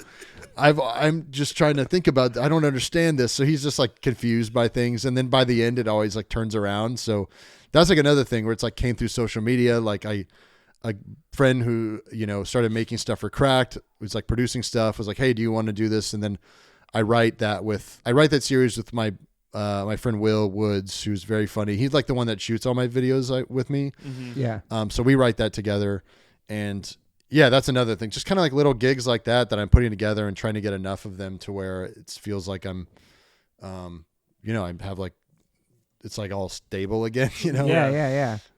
What's your favorite type of movie you like? I love watching just like action movies. Yeah. Same. Yeah. Gosh, I fucking love a good action movie. Dude, I just can't. I mean, I'll watch the corniest ones too. Dude, I I literally watch them all. So you John Wick? Yeah, it's amazing. It's insane. It was truly an amazing movie. I will watch any action movie, bad, good, whatever. I think it's like my wife watches reality TV and I watch action movies. I just like, I can't get enough of it. But I watch that those with martial art films. Oh, dude, Ooh. I'll watch all. Great. Give me good ones, bad ones. Give me all of them. It Man, I'll take It Man. Yeah, I'll take It Man. Yeah. Give me It Man 5. It's like cheesy ones too. Just whatever. Oh, I don't care. Yeah, dude. Because I watch it for one reason. Yeah, you just want to get. I want to see someone get fucked up. I want to see people's asses get kicked, I love the one in the park where it's like you smell weed in the park and like it's gonna get through my skin. I'm not gonna be it's no more. Yeah. Dude, I had I'm sure I had friends that were like people that were so high strung and they're like, dude, you can't take any Advil or whatever. It's like, and I know people like that. Yeah. And it's like, I get it. Like that's, I think it's two things can be true at once. It can be serious. It can also be funny at the same time. Totally. Yep. And so I get it. And I think it's important to laugh about stuff 100%, and man. be like self-aware that, I mean, what hardcore and punk is hilarious. It's like objectively pretty funny. Like people like moshing and stuff. It's like, what is going on there? Exactly. Like if you're an outsider to this shit, you look at it, you're like, what the hell? What the fuck are you guys doing? That one clip from Sound and Fury of the kid going crazy in the front went crazy viral on every website this summer. They weren't hardcore. Yeah, they weren't hardcore people. And then 2 days ago, Nico in New York, he has like 1 million followers. He's like a New York cat who posts all New York things. He was somehow at the Speed Show. Yeah, I saw that. And he posted the footage and Rappaport hit me. He's like, yo, what is this shit? I'm like, dude, this is hardcore, bro. Like, he DM'd it to me. What is this shit? I love it. That's my favorite thing. Because he follows New York Nico, and Nico was at the show. It was shit like that. I love that. I love when hardcore shows up in like crazy places. What's funny about it too, I still think it's a very acquired taste. It is for sure. Like we said, like it's growing in such a dope way. I still think, but it still looks when crazy. People look at it, it looks crazy. I'm like, this is. It's an acquired taste. Yeah. So when people see it or they talk about you like crowd killing and you're dancing in the park, people are like, what the fuck is that, bro? Yeah. That shit really happens. I know. Do you think that your Rappaport was like, I'm going to text my most tattooed friend. That's what this is about. Yeah, because I brought him to hardcore shows before. He's like, this is whack. He doesn't like any of it. Like, That's my favorite when someone's like, "Fucking, I don't like this." Yeah, and even people come up to him today, go, "Yo, you're friends with Toby? Like, you love HO?" He's like, "Nah, I don't like that shit." He's my boy, but he doesn't like That's hardcore. A good friend. Yeah, but he's just honest. He doesn't like it. I brought him to the Bad Brain show once. He did his first stage dive at our show at the Roxy, but he's hip hop. He's solely hip hop, R&B, soul. But he's open minded to it. But it was just break balls. Yeah. I love the people that don't like it. Me too. I respect it. Dude, I love I haven't done it in a while, but I love taking a friend that knows nothing about it to a hardcore show, and they're just like, "Oh, what the hell?" Yeah. I'm like, dude, all these people are fucking nerds. You have nothing to worry about. Yeah, like, everybody is a nerd here. Like it just looks crazy to people from the outside. Yeah. When's the last time you moshed? Oh, dude, it's been a while. Probably at American Nightmare reunion. Ooh. Yeah, it was like. Something happened and it just like something ignited and I had to do something, It happens, bro. You feel that shit. Do you feel like it's heard like AM PM and I was like it live for the first time ever and I'm like, dude, I don't know what's going on, but I gotta do something now. The last time I saw Chappelle in the pit was the Turnstile. And Chappelle was like, I'm going in. I'm like, Chappelle was just there was so many young, small kids here. And Chappelle was like bouncing in the crowd. I see Chappelle bounce away into the pit. I'm like, oh, shit, bro. Yeah, you look like the fucking Rhino from Spider-Man, right. just knocking people around. Like Juggernaut, just like Dude, destroying I'm telling you, people. every time I see You him, being cool. You being chill. I was being cool with yeah. him because I know I like it. I make one kill little move people. and it'll fuck Yeah. some kids flying, you know. But every time I see them, I get in the pit. Yeah. Every time. Any other band, I'm kind of like, I'll step back. Yeah. Another one I love when you said like you're fighting 100 demons to get out of bed every day. That was Yeah. so good, dude. Dude, it's like I didn't realize this, but I do pretty much think about bands, like it's all bands that I like, but I also try and I think it's funnier, like the more niche like bands that I throw in sometimes, like I'm writing another Marsh Retirement guy, and I'm definitely going to mention A Death for Every Sin. I don't know if you, I didn't even know that. No, dude, they're like a super heavy, like ignorant band from like the early 2000s. That's like, dude, there's like probably like 300 listeners on Spotify that I'm like top like 10, you know? Wow. And I'm just like, and they're so good, and I listen to them all the time, and I'm like, I got to throw them in. I just like the idea that some guy somewhere is going to get like sent this, and he's like, what the fuck? Some guy, this band that I was in like 2000 that probably I don't know. Do you like Marauder and stuff like that? Oh, Or Bulldoze and yeah. I'm like, You like that beat Sheer down terror. I like the beat down shit. I'm probably like a top 1% Sworn Enemy listener. Oh yeah, Top shout one. out to Renzo, my Yeah. man. Yeah, shout out to Renzo. Dude, yeah. I'm a top probably 1% First Blood listener. Wow. Yeah, I'm like, dude, Sworn First Enemy, Blood, yeah. dude, Sworn Enemy, as real as it gets, is like, it's like probably top 5 albums of all time for me, Wow. Let's get you top 5. dude. Albums of all time, in there. Holy Yeah. and that's like half. Renzo's gonna be hyped. I know. Yeah. half a joke, but half not. Like I just listen to that album all the time. Like nothing gets. It's like every time I listen to it, I get goosebumps. Wow. Like on my like all over me. I'm just like, ah! It's just Fury like, 5. dude. Yeah, Fury of 5. I like Fury of 5. That shit's hard. Yeah, I like No Innocent Victim too. Yeah, I remember them. But yeah. So okay. So I don't know. Top 5 albums of all time is really hard. Beach Boys' Pet Sounds is maybe number 1. Wow. I like Damn. I like Deja Vu, Crosby, Stills, Nash and Young.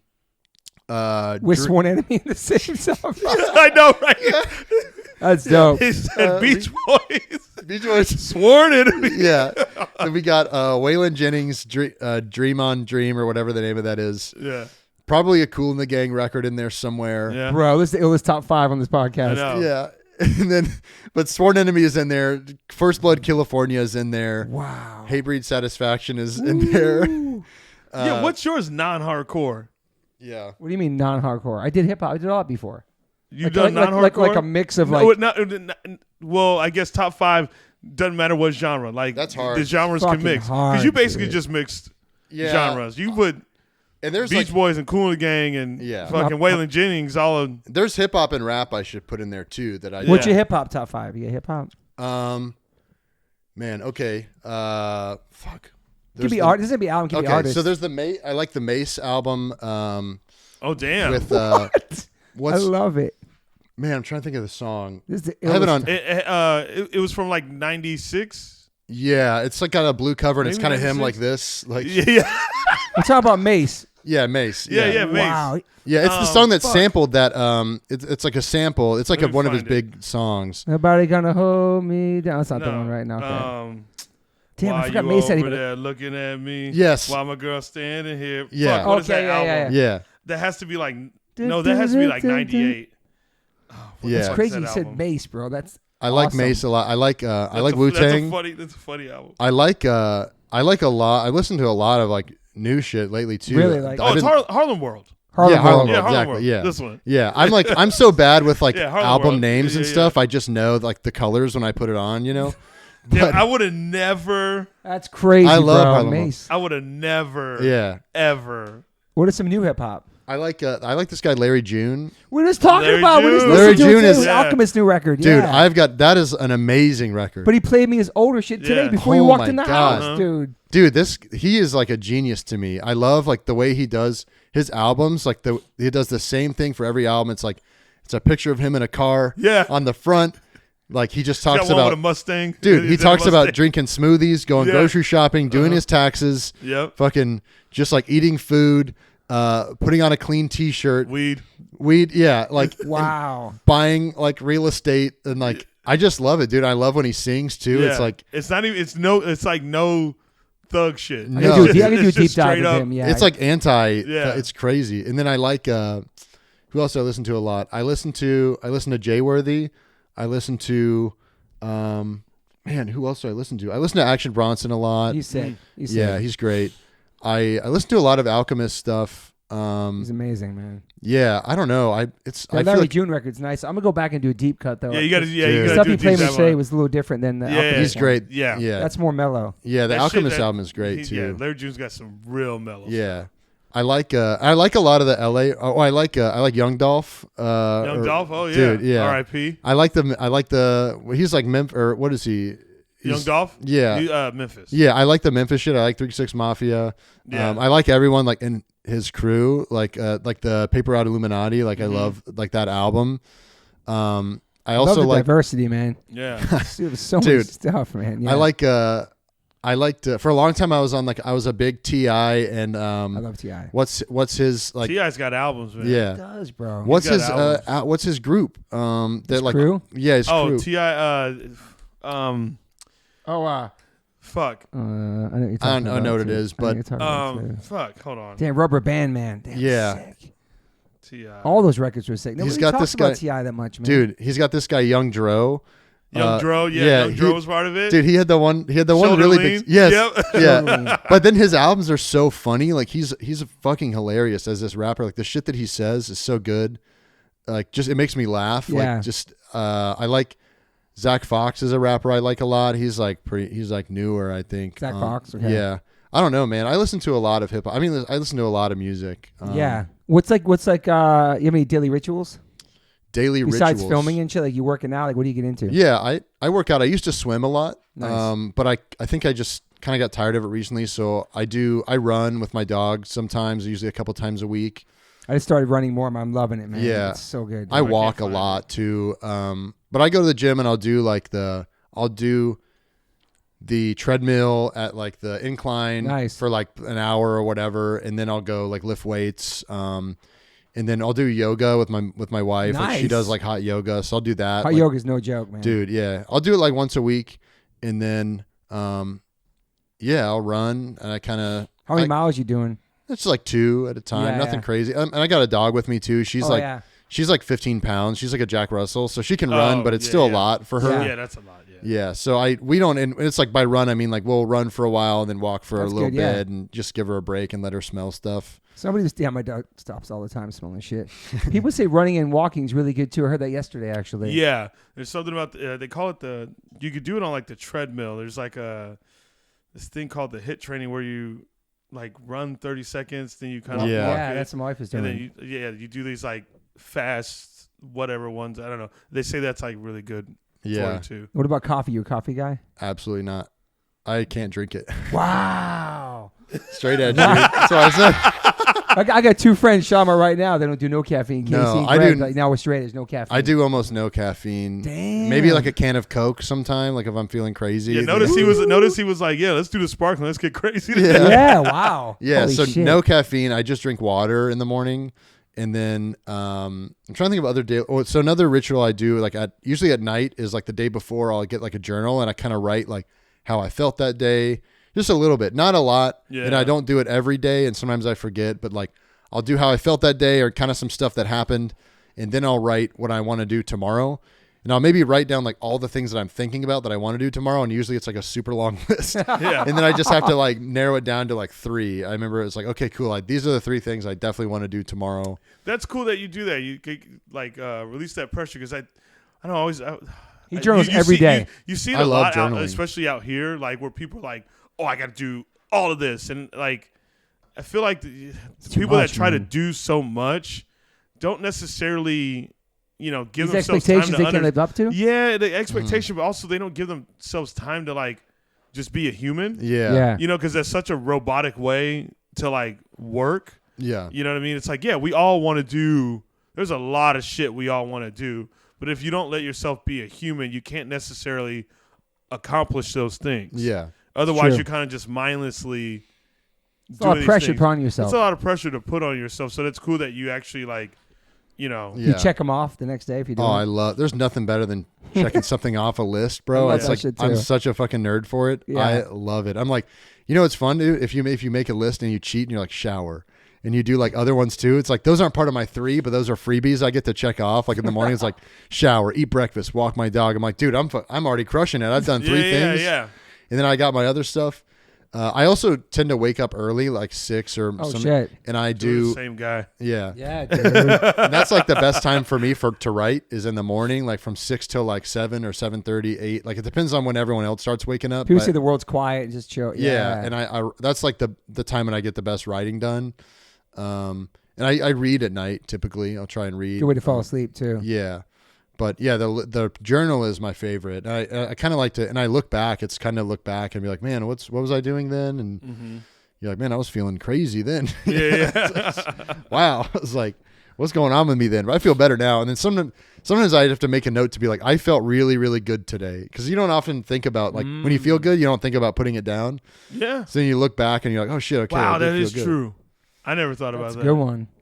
Like just saying like, oh, I actually feel good today. Yeah. Do you yeah, go ahead. I was gonna say I had a therapist. This guy, he's great, but he kind of helped me. He was like, okay, you're really like goal oriented and like you like to like do all these things, but he's like one thing you could ask yourself is like, okay, have you been like a good friend this week or a good partner this week or a good like it's cool if you're like been a good at what you do like making stuff or shooting stuff or whatever, but these other things that you can sort of measure yourself by like, okay, have I been a good partner this week or, or a good friend? Like, I didn't really like that. Yeah. I didn't really like, it's like, maybe some weeks it's like, man, this person hit me up, but I just kind of didn't really follow back. Like I should like think Respond about, or something. I should Yeah. respond like and be a better friend like this next week or whatever. So I think I about like that that. a lot. Yeah. Yeah. I picked up little things in therapy here and there, but I like the journaling a lot. Journaling is something that I always do. And then working out, if I don't work out, if I go more than like a day or two, it's like it starts to get really bad for Same. me. Like, yeah. I have to do something every day. We work out in my garage, or we go hiking or Yeah. run. Like it just exercising. Hiking so is important. amazing out here, dude. It's Oh, that's you. it's like it's unbeatable. crazy that it's free. Yeah. And it should be free. And that's but the to perks me, of living. And we talking know. about what's Yeah. expensive in different cities. Yeah. Like I wish Central Park had a big hill. I could like have like a running can in Is Central there Park. not hikes in New York? Not in the city, really. You have to go like No. upstate New York or Jersey or something, Yeah. right? Long Oh, Island. really? Yeah. But there's like nothing better than getting done with a hike and the fruit stand is there and you get the fruit and it's yeah. like, Oh yeah, dude, yeah. it's the best. It's like, so good. It's the best after like a hot hike and you're just like, man, just eat some fresh like pineapple and watermelon. You ever It's- done a long hike? No, we typically hike with our dogs, so we just kind of like keep it Yeah. like pretty chill for them. They can go for a while, but a lot of times if we go on a hike on our own, we're just like, we should have brought them. They would have a good time, Yeah.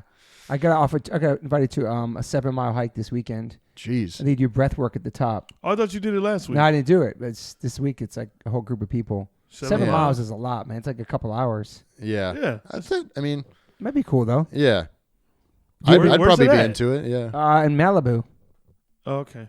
I have a question for you too. Do you consider yourself an optimist or pessimist? Optimist for sure. Definitely optimist. I think that I don't know how to explain it. I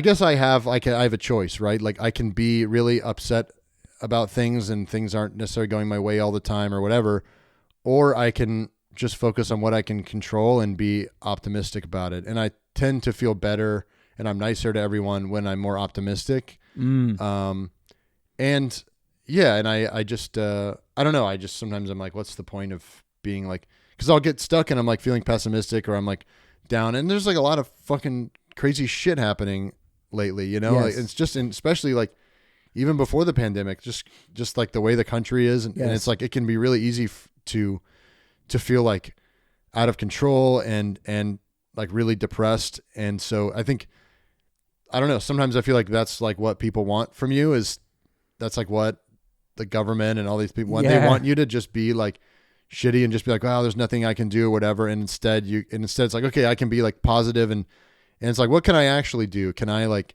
do something that will help here or like what's in my power, Like, well, so that, for example, like the first shirt that I did, the first shirt design I ever did was like right when a lot of like the women's rights stuff was happening, like the abortion stuff recently. Yep. And I was like, okay, I'm going to do a shirt, but I'm just going to donate whatever I make from it to like Planned Parenthood or whatever. Not Planned Parenthood. I didn't donate there. I donated to abortion access funds or whatever. So I was like, okay, cool. Like this is within my power.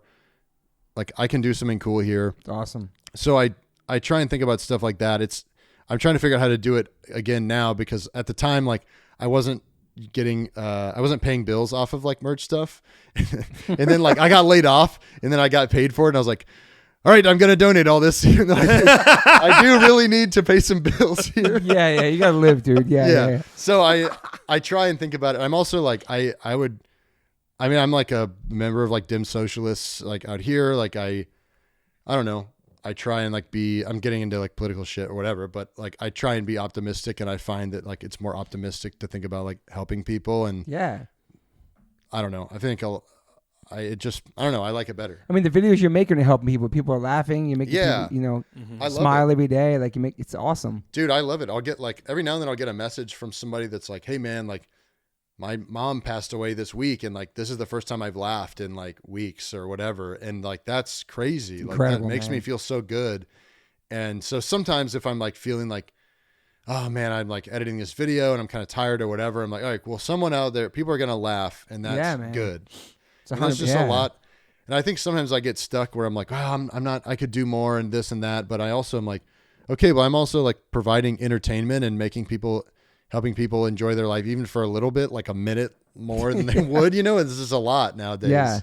So is this like a full-time, what is your full-time gig now? Is it all this stuff? So my full-time, I do part-time. I work part-time at like doing, at like a tech company doing just like customer support stuff. And then I do like Cameo stuff on top of that. And then I do like the Cracked videos, like that series. Yeah. And then, all kinds of stuff. The merch stuff. It's all kind of like a mix, and it ebbs and flows. So doing I love you doing a bunch of things, not just one thing. Yeah. And I'm really trying, because I don't want one thing to be like, I don't ever want to be like, oh my God, this one thing flopped or whatever. Or, I didn't get any cameos this week. I'm fucked. Yeah. But because it's also not, and the way I feel is it's not the people that like the stuff I'm doing. It's not their responsibility for me to, if I'm like, oh man, I didn't make any cameos this week or whatever. It's like, it's not their responsibility. It's not their responsibility. Like, most people don't think about that. I know. It's not their responsibility to like, support. To support me. Like I try and just do things that I think is a mutually beneficial thing. Like if I do a cameo for someone, it's like usually like 2 minutes long. Yeah. It's like, I love it. And I try and really give a lot of value. And like, same thing with like a shirt. It's like, I'm only going to make merch that's like cool, and like I want to wear it, and like I think it's valuable, and it's not like something that someone's just gonna throw away and end up in a landfill, Yeah. So it's like, it's not anyone's responsibility to buy things from me or to do that. Like, I could do anything I want, but I'm doing this, and I'm lucky enough that people want to support me. So what I'd like to do is like get like a writing gig for a while, and then I'll have like a few months off to do something else, or like book acting stuff here and there. Like that's kind of what I like. Eventually is just to book like between writing and acting or directing stuff, enough of that so that the other stuff can all just you want to be like in a writing room, like on like a show and so. Yeah, that's awesome. Yeah. So that's like a big goal of mine. And then writing and acting, I was really into directing for a long time, and I still am, but I think right now I'm focusing more on like writing and acting, because I really want to learn about that stuff. And like I have an acting coach that I just started working with. She's great. She's like a fucking killer. And so that's like, this is all stuff that I'm really wanting to do, that I can also be like, okay, cool. If I don't get an acting gig, I'm still good, because I can like keep making videos or whatever. I'm not like totally stuck on one thing, What kind of acting roles would you go audition for? All types, which is not just comedy? All types. Yeah, John Wick, dude. I would love to be killed by John Wick. But you'd be like action, serious, everything, right? Yeah. Like John Wick, kill me. Yeah. You got this, dude. Gino and I talk about this a lot, actually. Is like, shout out to Gino, man. Yeah, shout out to Gino. But I really want to do like dramatic stuff. Like I just like to play like criminals and whatever. Like I can see that. Yeah, and then I want to do like comedy stuff. And just like I know like I'm a character actor. Like I'm covered in tattoos. Like I'm not gonna be like the lead in some crazy thing, like a movie or whatever, Yeah. maybe like in a long time, whatever. But for now, it's like I just want to do like a bit part on Curb or Enthusiasm or like something like that. That it fits. It's like I'm just a guy like covered in tattoos. Like I that's cool. Yeah, so I want to do like dramatic stuff as well as comedy stuff. I've taken a lot of acting classes. I did like a year of like Meisner acting classes, and I've been like coached before, like in New York. So I like doing dramatic stuff as well.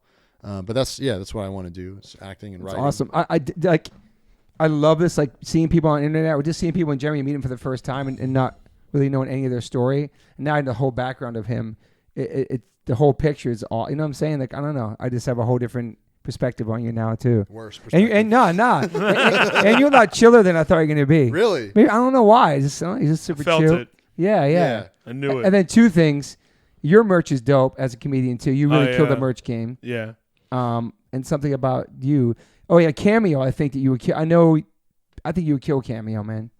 For the listeners, would you want Chappelle Lacey to be on Cameo? I think so. Shut your ass. No, I would just think you kill Cameo. It's freaking easy. You make What, they want me to talk? Just birthday shout outs. I don't know. Yeah. Ezak does. He threatens people. He do all kinds of people. Exactly. He has people do it. It's cool, man. It's a different outlet for people, and they get a video from you. I think you kill it. That's all. People get me to roast them all the time. It's Yeah. like buy them for their partner to roast their partner. It's amazing. It's so much fun. And it's your own thing that you have control. That's just your shit you could do. It's just some extra. It's just Yeah. extra. I don't know. It's cool. It's very yeah. I think you do that. And about straight edge, I want to say that he's prospecting to be straight edge, and right now he's got 2.5 X's. I got my prospect vest. He's trying to get a straight edge tat. And how long have you been sober for now? So 9 years off of alcohol, and then But weed, how long? But weed, it'll be close to a year here soon. Whoa! Hey, prospecting. the other day I just hit 9 years. On sobriety? August 3rd, or sorry, April 3rd. Congratulations, man. April 3rd. So for listeners, there's really no rules for straight edge, but if you want to become straight edge in your 30s, no, it's so it's like all good. Like I mean, I mean, you're not. You're never. But Yeah, I mean, you want to do it, you can. You're not going to be one of us. I was saying like something that's interesting is like you see it the opposite way. People like started early, they fall off early. Where it's like I looked at it. I think the thing for me is like I got the time to understand who I was. Yeah. And then obviously the culture that I come from, being this culture, and then it made more sense to me. Yeah. And I think if I would have started it before I knew who I was, then it wouldn't have, I don't think I would have appreciated it. Yeah. The way that I look at it now. You have more respect for it now too, right? More respect for it, and it just like it makes you, I don't know, the fresh feeling, is what I really like. About it, It's also like kind of hard to do. I mean, everywhere you go, it's like alcohol, like everything. And like, I don't know, it's such a huge part of the culture. I guess it's not hard, but it is like, you are the exception, right? Yeah. In every scenario. And sometimes people might feel weird that you're not having a drink and they are, or whatever. It's like, or they get offended too. It's just kind of strange. Those are the people that crack me. I'm like, I'll swing on your ass. Yeah. I can't believe you're not drinking. Why'd you drinking with us? Yeah. Why'd you drinking? It's like, bitch, why are you drinking? Yeah. Why are you drinking? What are you sad about? Yeah. Yeah. It's just the norm. It's You know what I mean? Not saying they're sad, but most of the time. Yeah. Also, people, I feel like if I'm around a bunch of people and they're all drinking, they always be like, "You're so drunk, aren't you?" I'm like, "I'm not at all. I'm just having a good time." Yeah. Like at weddings too. I'm always like, I love to like just dance and look stupid and shit, and like be like, "That guy's drunk." Like people come up to me like, "Dude, you're wasted." I'm like, "I'm not. I just don't people care." People think that sometimes, like with me on stage, I go, "No, yeah, not at all. I'm just having fucking fun." Yeah. I think a lot of adults have problems having fun in general. Yeah. Or fitting in, or just feeling. Yeah, and I think like adults, like what age we talking? I think like 30 plus. Yeah, Okay. 30 plus for sure. Okay. Because I think people get to a point where you're like, I don't know, that's not something that I can do anymore, or whatever. But it helps to stay. If you're like into hardcore and stuff, it's like I feel like these things keep you young. And like 100%, man. like I love like action figures and toys and shit. Like I'm like.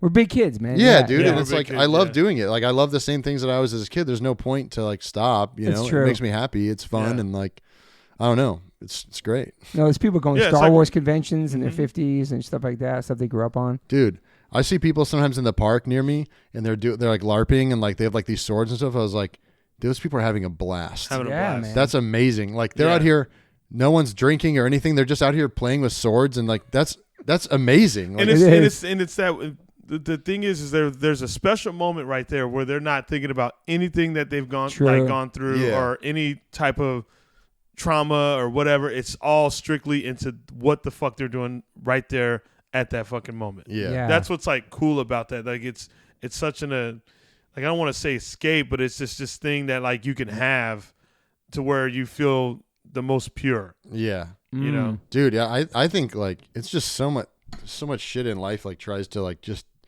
take you down, and like if you can find any sort of way to have fun and like enjoy yourself, I think it's such. I mean, it's not easy to do, and then it's also like I don't know. It's good, man. Like you got to. Do you ever want to be a dad? Yeah, for sure. We talk about it, and like we really want to. It's yeah, man. I don't know. I get scared about it though. You know, like you're scared. It's scary. It's still scary. My son's 20. Yeah, it's like bringing somebody into this world too. Yeah. Yeah, and you're like, dude, it's like you look around, you're like, fuck, man. There's so much crazy shit, and you're gonna bring this kid in there, and they didn't ask to be born, you know. Yeah. But I don't know. I do want to be a dad. I think about it a lot. It's just like, you know, it's scary. Yeah. Are you super close with your parents still? Yeah, I'm pretty close with my parents. They're divorced. They divorced like pretty young, but I'm close with them. They're probably stoked for you, man. Yeah, they're awesome. Are they on social media checking your shit out? Yeah, my dad is. My mom isn't really. My dad's great at social media. He's like he's a business broker and like real estate agent in Lexington. Shout out Mark Sievers. Sweet guy's killing it. Dude, but he's like posting like motivational stuff. Really? He posts like workout stuff. What? Your dad works out? Yeah, my dad's like 70 and he swims like all the time. Wow, that's fucking dope. And he's like always posting like food he makes, momotivational stuff, like all kinds of stuff. And he's I like, have to give Pops a follow, bro. dude, he's killing it out there. Wow. Super motivational. And then like my mom is 70 as well. And she's like, she walks like 10 miles a day. Both my parents are like, I mean, my mom. How old were they when they had you? My mom was 40 when she had me. Okay. So yeah, I mean, they're both like, they always like ran like triathlons and like crazy stuff. And my mom is still super active. Both my parents are. They are both. And you're really, what, 32? I'm 31. You'll be 32 soon. Right? Yeah, in like 6 days. Yeah. Yeah. It's crazy because I'm 36. Mm-hmm. And my mom's like 57. my dad's 55. Yeah. That's crazy. That's crazy, man. Crazy. Yo, congrats on the Comedy Store. What? Comedy Store. Oh, thank you. I appreciate that. He's become a regular at the Comedy Whoa, Store. that's amazing, His dude. audition, he's there. And in July, they're going to have his name written on the side of the building. Dude. Yeah. That's I'll be amazing. like a proud dad. Yeah. That's amazing, Chappelle, man. I know. Only It is 5 kinda years cool. here, and he's been grinding That's hard. great, man. Yeah. This is for Mesa and all the hardcore kids. Yeah. That's a big achievement, man. Yeah. It's like, because I was trying to explain it to people that don't necessarily know, but it's like almost getting like a Walk of Fame star. Yeah, dude, for sure. You know, like except Waka people flocka. don't take shits next to it. Yeah. People aren't taking. Yeah. But it's on the wall. That's fucking sick, it'll be dude. on the wall. and Just shit. everybody's name's on the wall, like the biggest. Yeah. Yeah. Mm-hmm. Chappelle's on there. Dave Chappelle. It goes, bro. It's David Letterman, Robin Williams. You're like, how close can you get mine to Dave Chappelle? Like, Yeah, how yeah. close can you write it like Yeah, under you his write it. small? Yeah, just under. But Yeah. Would you ever want to do stand-up comedy though, like to go? I was straight- gonna ask you that. Yeah. Yeah, so I did it some when I was in Chicago, but I was so focused on sketch and improv. But I do love performing. It's like I would like to do it. I just don't. I don't know. It's like it takes a lot of time, you know. It's like, and I'm doing a lot of other things, and I don't. It's hard to balance everything. Like I do miss performing in front of people, though. You don't are know. online every day, but that's different. Right, I am. Yeah, but it's different. It's like the immediate You gratification. get the immediate. Same with playing in a band. You get the Totally. immediate gratification, which It's incredible. I miss it. And I think about sometimes like I have ideas where I would like do like a character, like or like host a show or something where I don't have to put like a set together, but I can kind of like host things or whatever. Yeah, I could be a host. Yeah, because I have so much respect for like stand up as a craft. Like I know how long it takes to put together a 5, a 10 or whatever. And it's like, I just don't have the time right now to be like open mic, like all this stuff. And it's just maybe when I'm doing one of my local shows, I'll fucking yeah, bring dude. you up. Yeah, dude. I would love to. I mean, I have stuff I can do. Like I have Yeah. bits that work as stand up. Like basically, it's just like doing a character, but just saying what the character is beforehand. I'm sure you've seen stand ups do that. Where you kind of like lead into it. Yeah.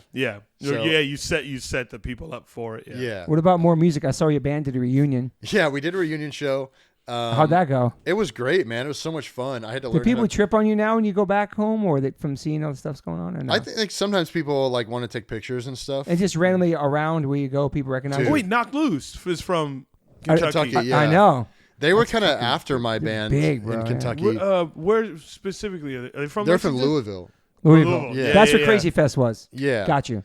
So people recognize you now too. I was going to ask you Oh, that. dude, all the time. Which is weird because I only have like 40,000 followers, but like it's like so But the niche. Like, videos, man. yeah, people recognize me a lot, like on the street or like, whatever. I'll be like, I have to, and now it's like I can't go to a show where like I know when I go to a show, people will want to like take pictures and stuff, but I also don't want it. I feel weird because I don't want it to be like about me. Like Yes. I don't want it to become a thing where it's like, oh, I'm here, whatever. I'm just trying to watch bands, but I also like meeting people and like taking Yeah, of pictures and course. stuff. For sure. It's So crazy. it's weird. man. Like I feel like I'm hyper aware of like I don't want it to be about me if I go to a show. You yeah, know? you want to see a band play. Yeah, and I don't like. I don't know. I just feel like sometimes you'll see that with people that make stuff on the internet. They're like they really like things to be. They want to be there Oh, because they know dude. that. yeah, and it's like, well, this is also something I would be doing in general, and because you're going. Yeah, you're a hardcore yeah, kid. I'm not yeah. gonna stop going to shows. Yeah. But people are very nice, and like they, I like meeting people. It's great. So playing that show back home, that was awesome. Yeah, dude, and it was a lot of fun. And we're trying to make more stuff. We're trying to write more. I think like next month I'm going back to Kentucky so we can write some stuff. And it's like I wish at the time when we broke up, like someone would have told us, like you don't have to break up. You can just stop. yeah, Like, just chill. you can just kind of chill and not tour anymore. What year was that?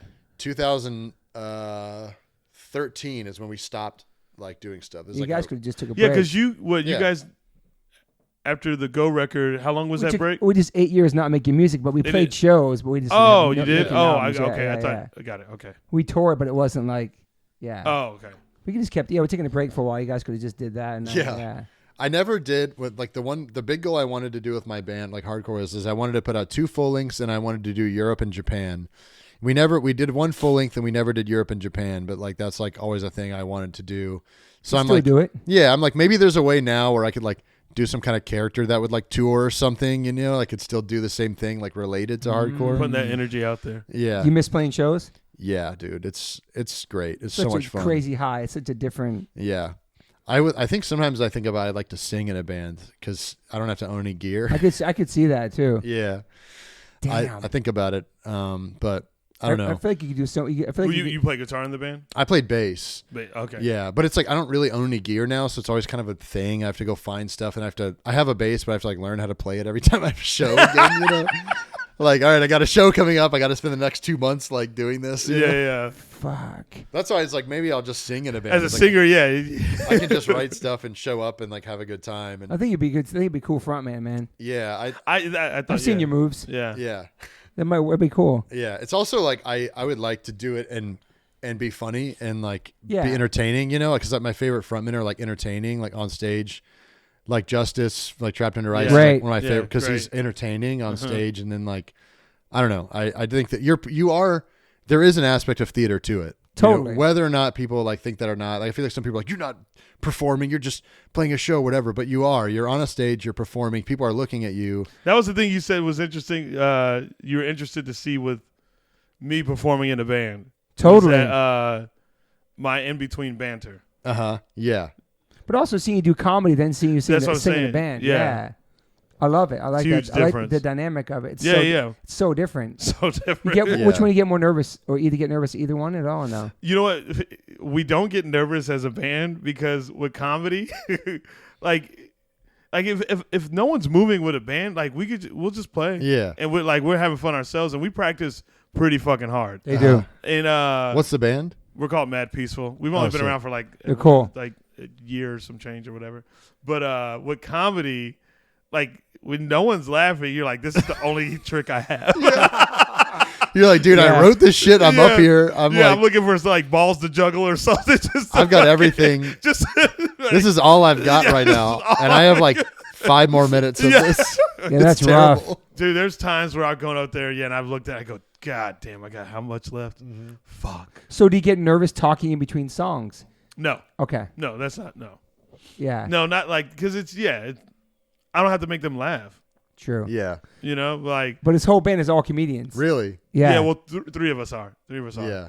And like during the pandemic, we just started messing around, and you know, It's we all dope. love, you know, hardcore music and stuff. So we all just kind of started messing around, and you know, and then I came in with an original, and they were like, "Oh, let's write more originals," and then boom, Sweet. It's yeah. awesome, man. Yeah, I Yeah. think you should do a band. I think it'd be cool. Yeah, I think about it. I'm like, I think right now I need to figure out where, I think this year is like, I'm just figuring out like where all the pieces Yeah, fit because in. you've Totally. only been here a year, right? Yeah. Yeah. You're doing a lot, though, man. Dude. It's pretty amazing. Yeah. I'm like, I'm the kind of, I like to do a lot, but I also sometimes do too much.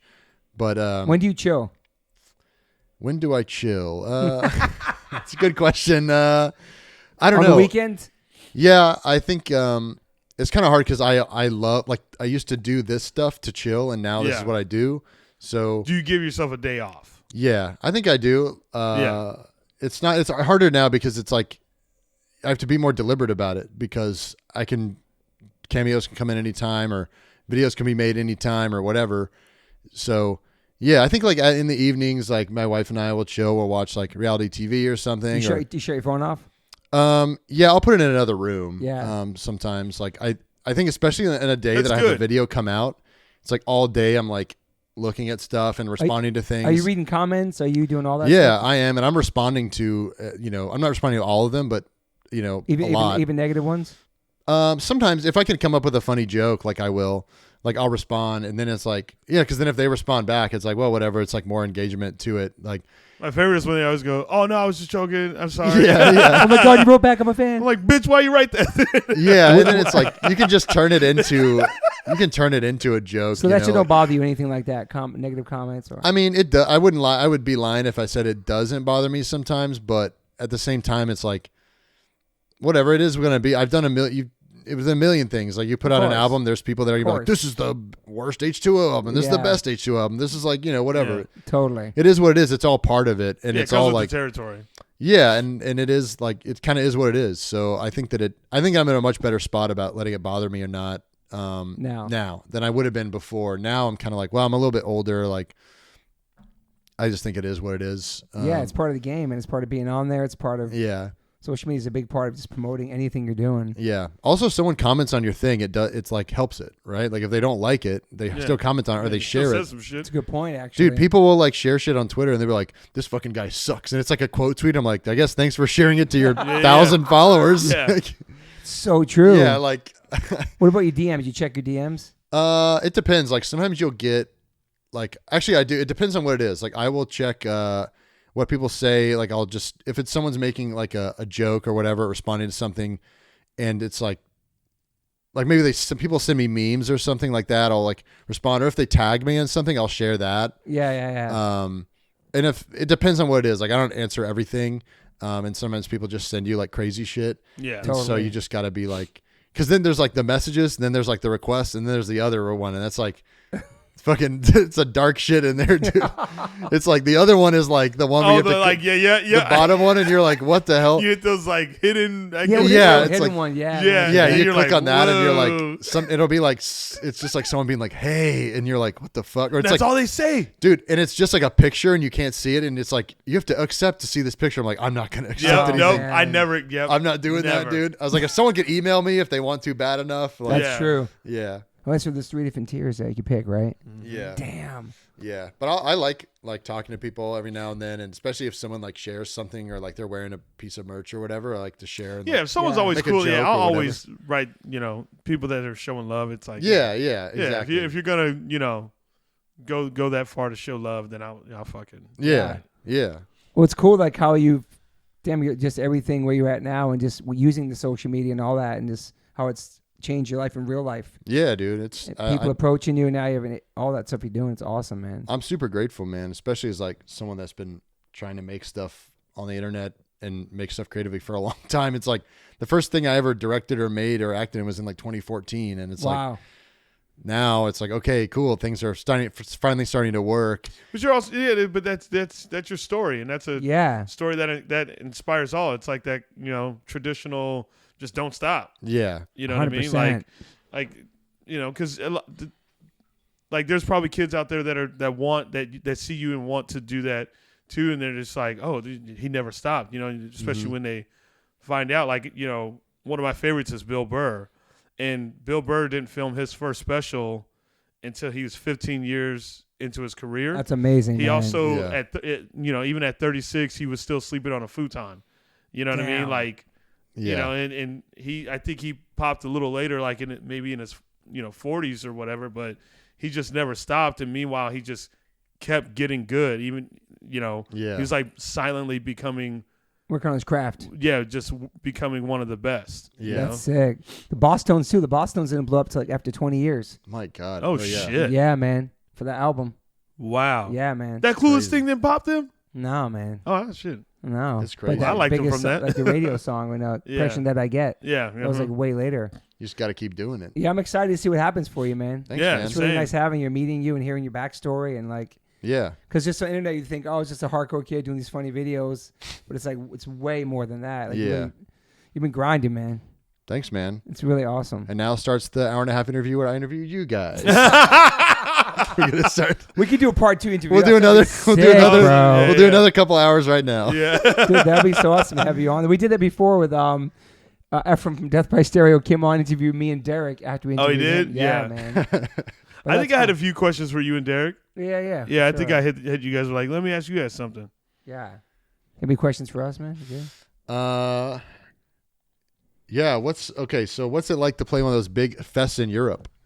Those are awesome. Yeah. A little nerve-wracking, but I love it. We always play on random bills with different bands that you would never play with in America. Yeah. So like you're playing the show with one day, it's like with King Diamond and Wu-Tang. Oh shit. The next day it's like Madball and like I don't know, D's Nuts. What did you say one time? Ice Cube? Yeah, Ice Cube. We played with Ice Cube and Knots in Front. That's rad. Yeah, so those are awesome. I'm not a big Barricade fan, but I try to go down there and get into the mix. But yeah, those are surreal. Those are awesome. And then the next night you play into like 100 people on a Tuesday in some random spot. Yeah, but the festivals are great. Yeah, that's cool. Anti-Barricade right here, man. I mean, I'll play them if I have to, but like sometimes you have to. Yeah, those are really fun. Like going there the first time in Europe and playing big festivals was like very surreal, man. Yeah, because out here we'll play the Warped Tour, which is great. Uh-huh. That's a lot of people, but we don't play anything bigger than that in the U.S. Maybe Riot Fest, stuff like that now, but back then it was really just Lollapalooza and that. But yeah, Europe crushes, man. Like the diversity of the bills. We're playing with bands we're friends with, we don't get to play with over here. Yeah, man. I see some of the lineups this summer. We're playing one with like Parkway Drive Slipknot. Damn. In Spain. That's crazy. You know what I'm saying? Some random shit like. I love that. I wish America did more diverse packages like that. Yeah. I feel like it's starting though. I think it starts. Yeah. I think Riot Fest is like one of the few that like actually will put hardcore bands and hip hop. Yeah. And hip hop. Yeah. Well, there was that Turnstile tour where they took out Coco and Claire Claire. Yeah. Dude, that's like one of my wife's favorite bands. Like really? rappers. It's so good. Dude, and I love Turnstile brings up bands I never heard of. The other one they brought out was Snails. This other band, Snails. Really? And what about some boys? Something. It was like some hip hop group they brought last summer. They brought Turnstile out. Okay. Suicide Boys. Yeah, Suicide Boys. crazy. They brought Turnstile. That's crazy. Turnstile changing everything, bro. I think there's a big missed market for crossover rap hardcore shows right now. Oh, dude, when I went and saw Scal, Zulu, Jesus Peace, and Show Me the Body, they had this rapper open for them. This dude was like hardcore. Whoa. And I people were vibing to this dude. Really? Yeah, he was the first person to go out before he probably did like 6-7 songs or whatever, and people were fucking with it heavy. Damn. He was aggressive. And he was like, if you don't like my shit, come fight me outside. I was like, I like this dude. I like this guy. I like you that. know who was doing that shit though years ago was shout out to Lee and Trash Talk with Tyler the Creator. Yeah. They were playing a lot of shows together.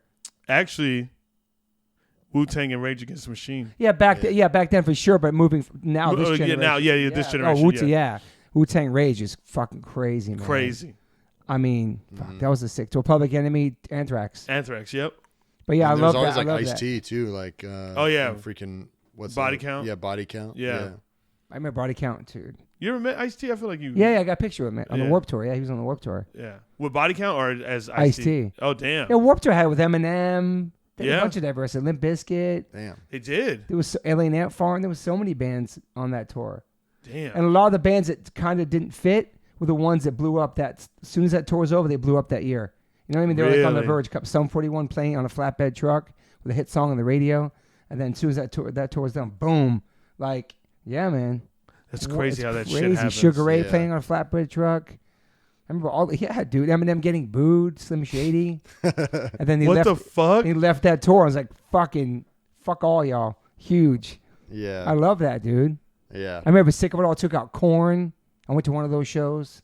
Damn. You can look that up, bro. You know who opened Korn opened for as well? Goo Goo Dolls. I think it was Goo Goo Dolls one time. Whoa. Wow. Yeah. When Goo Goo Dolls were punk or just It was early Goo Goo Dolls.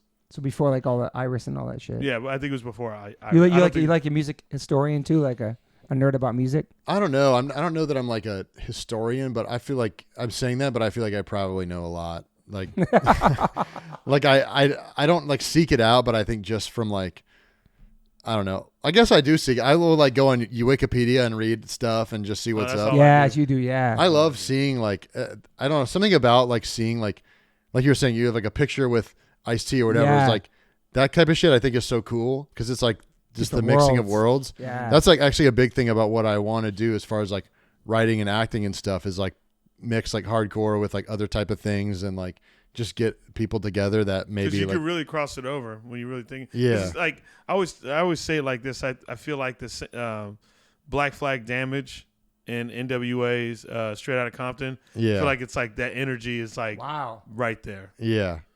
Yeah. I mean, That's a good one. Yeah. yeah. It's the aggression and that like Aggression. Yeah. Mm-hmm. Mm-hmm. damn. That's the Straight Outta Compton is a hard record. That shit is hard as fuck. Yeah. Hard as fuck. Yeah. It's so crazy. It's pretty punk too. Everything they were singing about because it wasn't Yeah. for the radio. Remember when we were hiking Runyon with Rap? Oh man. With Rappaport, he's blasting NWA on speaker at There's Runyon. like these little white he's a kids speaker that, walking down? yeah. He always does that. That's He did crazy. it so much that since he moved back to New York, I've seen signs that saying, "Do not play your music on a speaker. Keep in your headphones." Yeah, I saw that. I told him about that. I was like, "Fuck that!" Like And we Toby was blast holding, crazy he hip-hop. kept turning it up because Toby was holding it, and Toby would turn it down. He kept I'm like, "Yo, we're in our 50s." because there was bro, like these chill." little kids like with this little family walking by, Yeah. and then you just hear NWA, and then he goes, they need to know this shit. Please, this shelter rap, you savage fuck. Savage. We always been going to Runyon for years, and he blasts music up there. He doesn't care, bro. Dude, Yeah. he was He's the in punkest dude I know, bro. he was in one of my favorite movies, which Which is one? Copland. Oh, dude, Love we were talking Copland. about that the other day. Crazy movie. Yeah. I just saw somebody talking and saying that's Stallone's one of his greatest roles. Dude, it is. I mean, dude, Yeah. he's never played more subtle than that. What's I his don't- name? Something. What's Oh, it was Pete Davidson and John- Rappaport Superboy. Yeah, Superboy. Woo-hoo. It was Pete Yeah. Davidson and John Bertho that were talking about that. That's where we saw that. That's true. Yeah. Yeah. That's an underrated movie, man. Underrated. Ray yeah. Liotta. Dude, right? everybody's in it. De Niro is in it. Ray Liotta. Harvey Keitel. Harvey Keitel is in it. It's crazy, dude. Jim, I gotta watch it. I'm sorry. It's amazing. You like True Romance? You ever seen that? Yeah, I love True Romance. Yes, dude. Uh, Top movies is hard.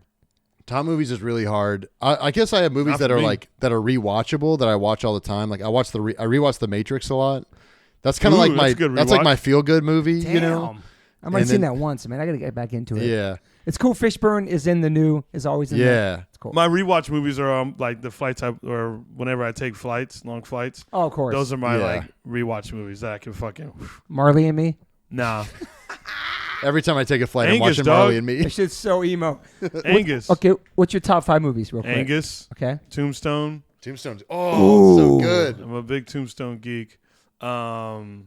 Angus is super fucking. I don't think I've ever seen Angus. Angus from like '95. It's like a cult classic. So now? it's Oh, not shit. well, not really. I'm like the only one that talks about it, but it's like one of those teen movies from like back in the day. Uh-huh. And it was like this chubby kid that wanted the cheerleader, whatever, blah blah. Oh. But I was connected with that Yeah. because I wasn't chubby, but I was just like, I feel you, dude. You were fucking jacked, And bro. also, like, it has a really really good soundtrack.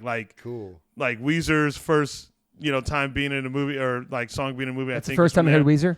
Yeah, this Sick. was '95. That's cool. Green Rad. Day, Smoking Popes. the Muffs, Goo Goo Dolls. Like we're all like. That's dope. It's an amazing soundtrack. But Tombstone is one of my favorites. Boys in the Hood? Thought that was in there with you. Yeah, Boys. I only said 2. All right, whatever, go. Yeah, Boys in the Hood all day. Yeah. That's like fucking almost a given. I really like another one that just became in my top, Road to Perdition with Tom Hanks. Oh Yeah, that's a classic. Let's see, Equalizer. Oh with yeah, Denzel. dude, the Equalizer is so good. I knew you were It's gonna even put good. It's even better. I love the second one is Home Depot, right? No, the first one's the Home Depot. The first one is Home Depot. Second one, Ooh. he's an Uber driver, Dude. Lyft driver, whatever. The first one, the Home Depot fight scene is so good, dude. so good, so good. I have to watch good. that again, too. Yeah. That's just like being in middle school. You're like, what if we did a fight scene in the Home Depot? You know, it's like the writers are just like, this shit's rad. It's like, it's amazing. Another older one, Blue Streak with Martin Lawrence. Blue Streak's great. Yeah, Damn. it's So a funny good. one. It's a comedy, OG comedy. I'm trying to think. Four Brothers. I love Oh, Four Brothers. is Fiverr. so good.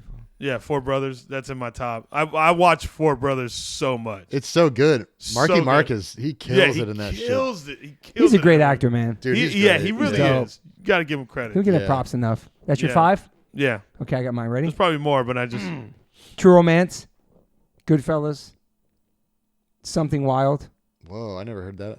I don't even know what that movie is. yeah. Melanie Griffith and Ray Liotta's first movie. Whoa. Yo. And then California with a K, Juliette Lewis, Brad Pitt. Never seen it. Bro, it's an ill, violent movie, man. Whoa, I gotta Those watch two. it. And number 5, I have to do it, E.T. Sick. I have an E.T. tattoo on my leg. yeah. It's my favorite movie. That's a good one. As a kid, a lot of memories Oh of that. fuck, there's so many. That was my 5. I Definitely. love Sister Act 2. That's dope. That's Yeah, good. it's one of my top fucking favorites. What you got? I think I got okay, so The Matrix is up there. Payback, the Mel Gibson movie, is I one know of the my name, favorites. And then I like Ronin, the I remember Ronin. De Niro movie. Wow. Fucking deep cut. Yeah. What else do I like?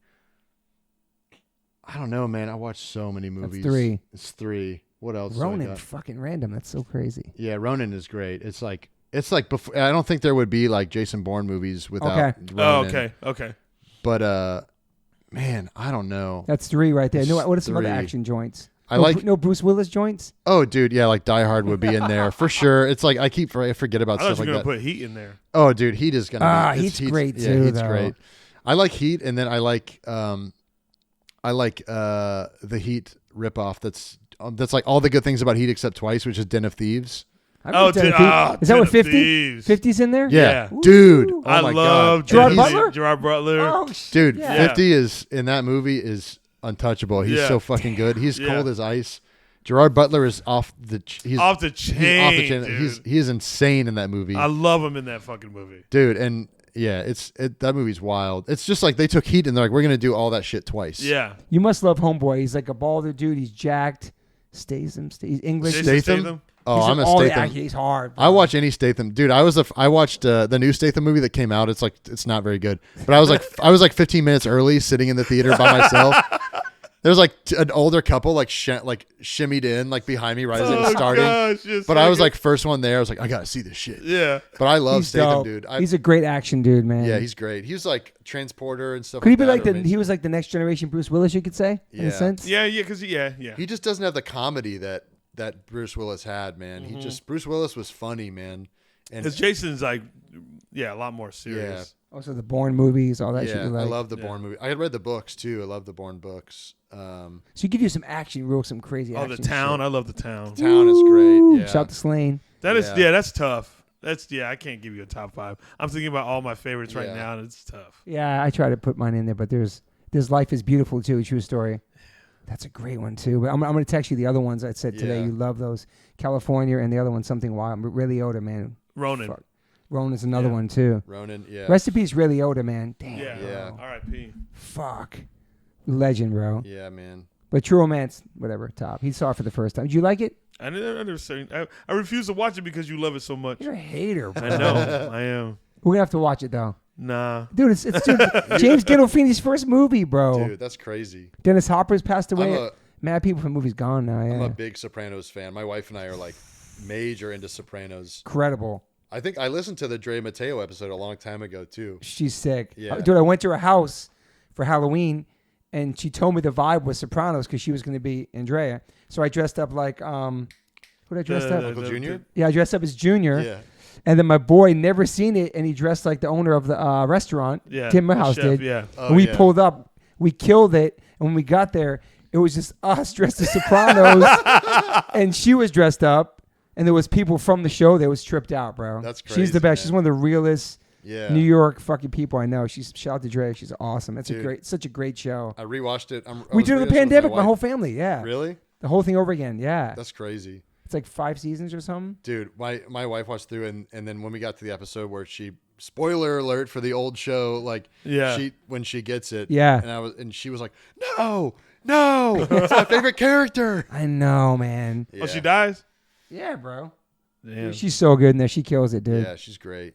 Fuck. Yeah. We're doing a whole part 2 just Yeah. about talk about movies and music and. Yeah. But thank you for being here so much, man. Yeah, man. Appreciate Yeah, it. thank you for this. This is This great. is awesome. I'm psyched for Great your journey and episode, see what yeah. you do next, man. Yeah, man. Yeah, Thank it's you. The awesome. world is yours, my friend. Yeah, It's the world yours, is too. the world is a vampire. And people can find you just as your name on social media. It's just like Stanley Sievers Yeah. at Stanley WS. You have a YouTube page or anything? I do have YouTube. I got YouTube, Twitter, TikTok. Damn. I don't have Facebook anymore. Die. It's done. No MySpace. You're chilling. Nah, dude. I'm still.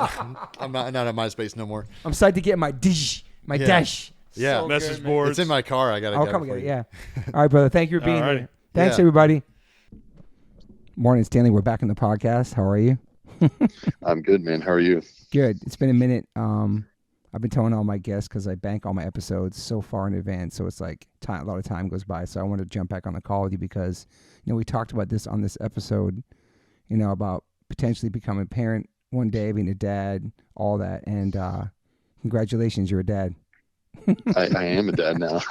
You got a baby girl. What's her name? Baby girl. Her name's Effie. Effie. Nice. It's a cool name. Yeah. Thank you, man. And how's everything? It's only been like a week now, right? Yeah, she's like a week and a day old. Wow. It's great, man. Like it's a weird. I don't even really know how to describe it yet, but It is. It's so interesting. far it's like Yeah.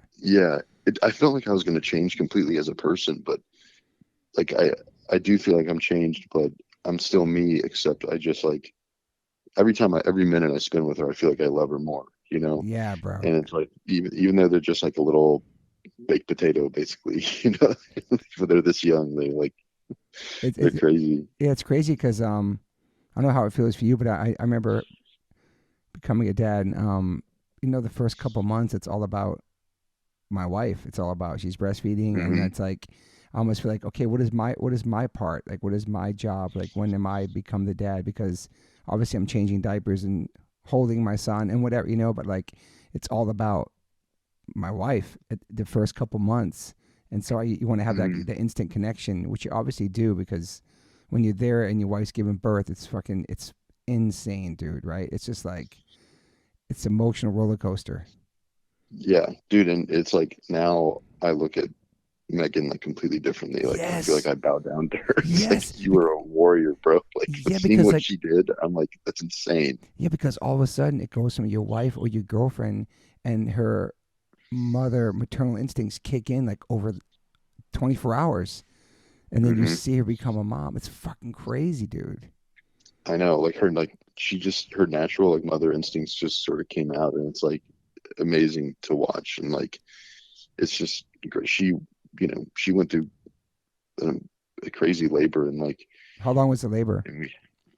I think she went like 26 hours. Wow. So it was 26 hours, and then we, for one reason or another, she had to do like she had to go in for surgery.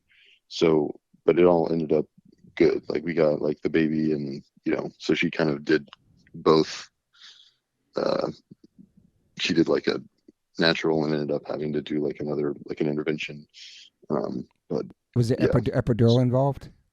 Yeah, she did get an epidural. Yeah, my wife did too. Like, she was like, give me the fucking epidural. She was trying to tough it out, but like, it's no joke. At that point, I think it was like she had done so much work. Our doctor was amazing. Her name was Binta Kaiser, and she was amazing. She could see that Megan had done like so much work, and she was like, we gotta like, it's been enough. Yeah. And it wasn't progressing, and so but it all ended up good, and yeah, It's amazing. How long you guys been everyone's together? safe. How long you lady been together for now? Um, since 2017. Nice. So I'm bad at math, but since then. Yeah, man, it's awesome. It's great. I'm so Yeah. happy for you, man. It's like, it's crazy because I always say, like, I went from a hardcore kid to like an emo kid when I became a dad. Like, obviously, your baby, she's too young right now. But once she starts, watching movies, just all that Disney shit, just all the classics and this reliving Christmas, just all that beautiful stuff we did as kids. It's like we live in all that.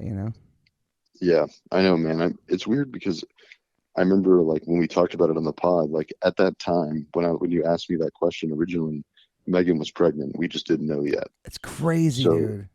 yeah. So then, like after we did the pod, almost immediately after, we were going to go to Mexico City, and we found out that she was pregnant, like right then before we left, and we were like, we'll still go. And it was like first trimester. It was like terrible. Wow, dude. But it's crazy that when you asked me that, like, we talked about it, I like, know, she was already man. pregnant and I didn't even know. That's crazy, dude. Well, I'm so psyched for you, man. And like, how's your life been going? You been busy?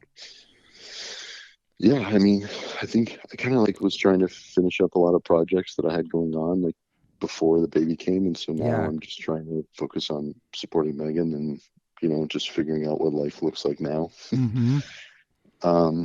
It's weird, sometimes, like right now, sometimes you're like, I don't know if I'm ever gonna be able to do anything again, but people figure it out, 100%. But it's like you love her so much, and you, like, I mean, they just like look up at you with their eyes, and you're like, oh my God, like, you're amazing, you're like perfect.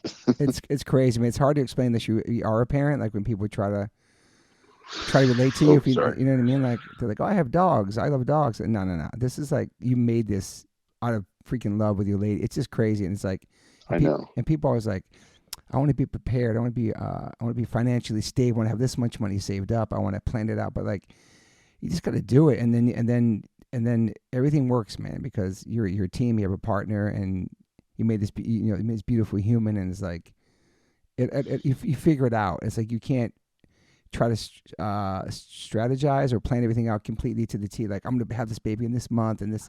You just do it. If you love you do it out of love, and then you just. It's all good, man. Yeah. It worked. You know what I mean? Like, you figure it out. But the sleep shit we talked about the other day, it's like the sleep shit changes like crazy because you're on like taking shifts, right? Basically. Yeah, basically, yeah. And like, there's a couple nights where I just decided to, like, oh, my dog is excited about something. There's a couple nights where it's like, okay, like, I'm gonna give Megan a break. I'm gonna stay up all night with her, and then, like, just to give her like a full night. But yeah, it's crazy, man. It's a wild experience. Yeah, but so how's she sleeping? Is this like up all night or just like sleeps a little She's bit? pretty good. Like, so she's been sleeping good. Like, the first couple nights, or the last couple nights, she like basically slept through the night. Besides us waking her up to feed, and then, like, last night after that we were like, oh, this is easy. We're coasting. This is great. And then last night I think she went through a growth spurt, so it was like eating a lot of food more than normal, and we're both like so tired. But like just, it is what it is. Like, kids are hilarious, and babies are so funny. Like, there's already been so many times where, like, just as a baby, she's made me laugh like so hard just at things she's done, or like, Yeah. I don't know. It's so funny. It's just that connection, man. That's just like that bond, right. Yeah. Automatically, you know what I mean? It's like, and then you have the stages like, I can't wait till like she walks. I can't wait till she talks, and then all that happens, and it's just. Yeah. You don't want them to grow up, but you're also like, I can't wait to meet the kind of person they're going to be. Exactly. Yeah, and it's. I just feel like it flies, man. It's just like every moment, obviously, you're going to cherish it, and just there's going to be so many different chapters. Like, yeah, my son's 20. That's a whole different chapter, but like, and they're all awesome, and it's all like, it's all new, and you're still learning. Like, I'm still learning how to be a dad, and still like trying to do my best. You know what I mean? You try to like. Yeah. You figure it out, and you deal with it, and it's awesome, especially if you have an awesome partner, awesome wife, and you guys are a team, and these are some of the crazy times you're going to go through, like, the early stages of like the no sleep and just all that, and like dealing with your wife going through her mood swings and stuff after just having a baby and dealing with all that, and like all her body changing, and just so much, man. Mm-hmm. It's crazy. Yeah, man. It's a wild experience so far. And I can see why people like say that time sort of just melts as a concept, because you're like, oh my God, like in a year she'll be like crawling and moving around. It's like, what? I thought she was gonna be like this for forever. Like, are you kidding me? I know. It's crazy, like how it felt like our lives, me and my wife, wasn't going by crazy fast without my son. But it just, I don't know if we maybe pay attention to it. Once you have a kid, you actually feel the time going, because as you get older, the kid's getting older, it's crazy, man. I don't think we really paid attention to time as much. Me and my wife were just like traveling around the world and just like living our lives, and she was coming on tour with me, and we were a couple before we had somebody else in the mix. It's like, I don't know, and it's just cool to have like make a human, with somebody you love, and then raise him or her together, and then it's all, I don't know, man. It's pretty freaking magical. It's so congrats. I'm really happy for you, man. It's like such a big deal, man. Appreciate it's like it. I mean, it's probably too early to even ask you this question, but you think you want to have more? I don't know. Yeah. I think right now, I think we both are kind of like, I'm not sure, because it's really hard to watch what they go through, like to watch what Megan went through. And yes. I think both of us are kind of like, you know what, we got one. Yeah. Everyone's healthy. Yep. Let's just see.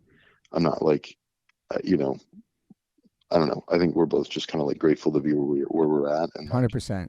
If we don't need to roll the dice again, like we don't have to, just because like it's really rough on them, like their bodies and like their mental. It's like I don't want, I'm not gonna be over here like, you got to do that again. It's like,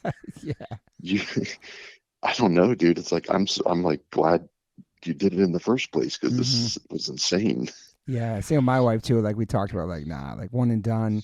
We get to travel with my son. It's easy. It's just like, he's an awesome kid. It's like, what if we had another kid and he was a jerk? Who knows? You know what I mean? Like, I don't know. Yeah. So it's like, we're very, very, very fortunate. But yeah, man, I'm really happy for you guys, and I appreciate your patience with this podcast. And it's great meeting you and hanging. We have to hang again. We haven't hung since then, so we could definitely gonna hang out. You go hiking too. You hike too and shit, right? Yeah, absolutely. Yeah. You still loving California? Mm-hmm. Cool. Yeah. We're in, such a great place, man. I love it here. Yeah. Well, I'm psyched to see what you do next, man. What you working on and all that stuff. But right now, obviously, being a dad, and it's cool, man. Thanks, man. Appreciate you. Appreciate you too. Let's link soon in real life and catch up and hang, whatever. Yes. Awesome, man. Well, appreciate you, man. Thanks for being in the pod and all that. And I'll talk to you soon, brother. You too, man. All right, brother. Bye. I've always loved sweets. That's why I have 1,000 gold teeth and had cavities my whole life. But I always loved cookies. And being a vegan and being gluten-free, it's extremely difficult to get a cookie that actually tastes good. Most of those cookies are super, super dry. Until I found Maxine's Heavenly. You probably see me post about them. They're incredible. They're gluten-free. They're vegan. They're made with no refined sugars. You can get them in Whole Foods, Sprouts, Walmart, Amazon, Maxine'sHeavenly.com. And if you're in LA, you can get my favorite restaurant, Green Table's carrying them. You can also, if you're in LA, get Uber Eats, DoorDash, and Chow Now. Super, super great company. Amazing people working there. The cookies are insane. I can eat a whole bunch of them, not like you're supposed to, but I don't feel groggy and like bloated and I have that sugar crash. And every month you should sign up for the mailing list, because every month you get exclusive flavor drops and the cookies get delivered right to your house. So shout out to Maxine's Heavenly, my new sponsor. I have a cookie sponsor. I can't believe it. How old am I? I'm 53 and I'm promoting cookies because I love cookies still. I'm a big kid. Vegan, gluten-free, no refined sugars. If you listen to the Travis Barker episode, me and him talked about our love for Maxine's Heavenlies as well. Great cookie. If you're a vegan and you're gluten-free, there's no other cookie to have. Maxine's Heavenly. Go to MaxineHeavenly.com, go to shop, use my code OLLC, and get 25% off your first order. That's 25% off your first order. Go to MaxineHeavenly.com, use my code OLOC. Enjoy. These cookies are straight crack.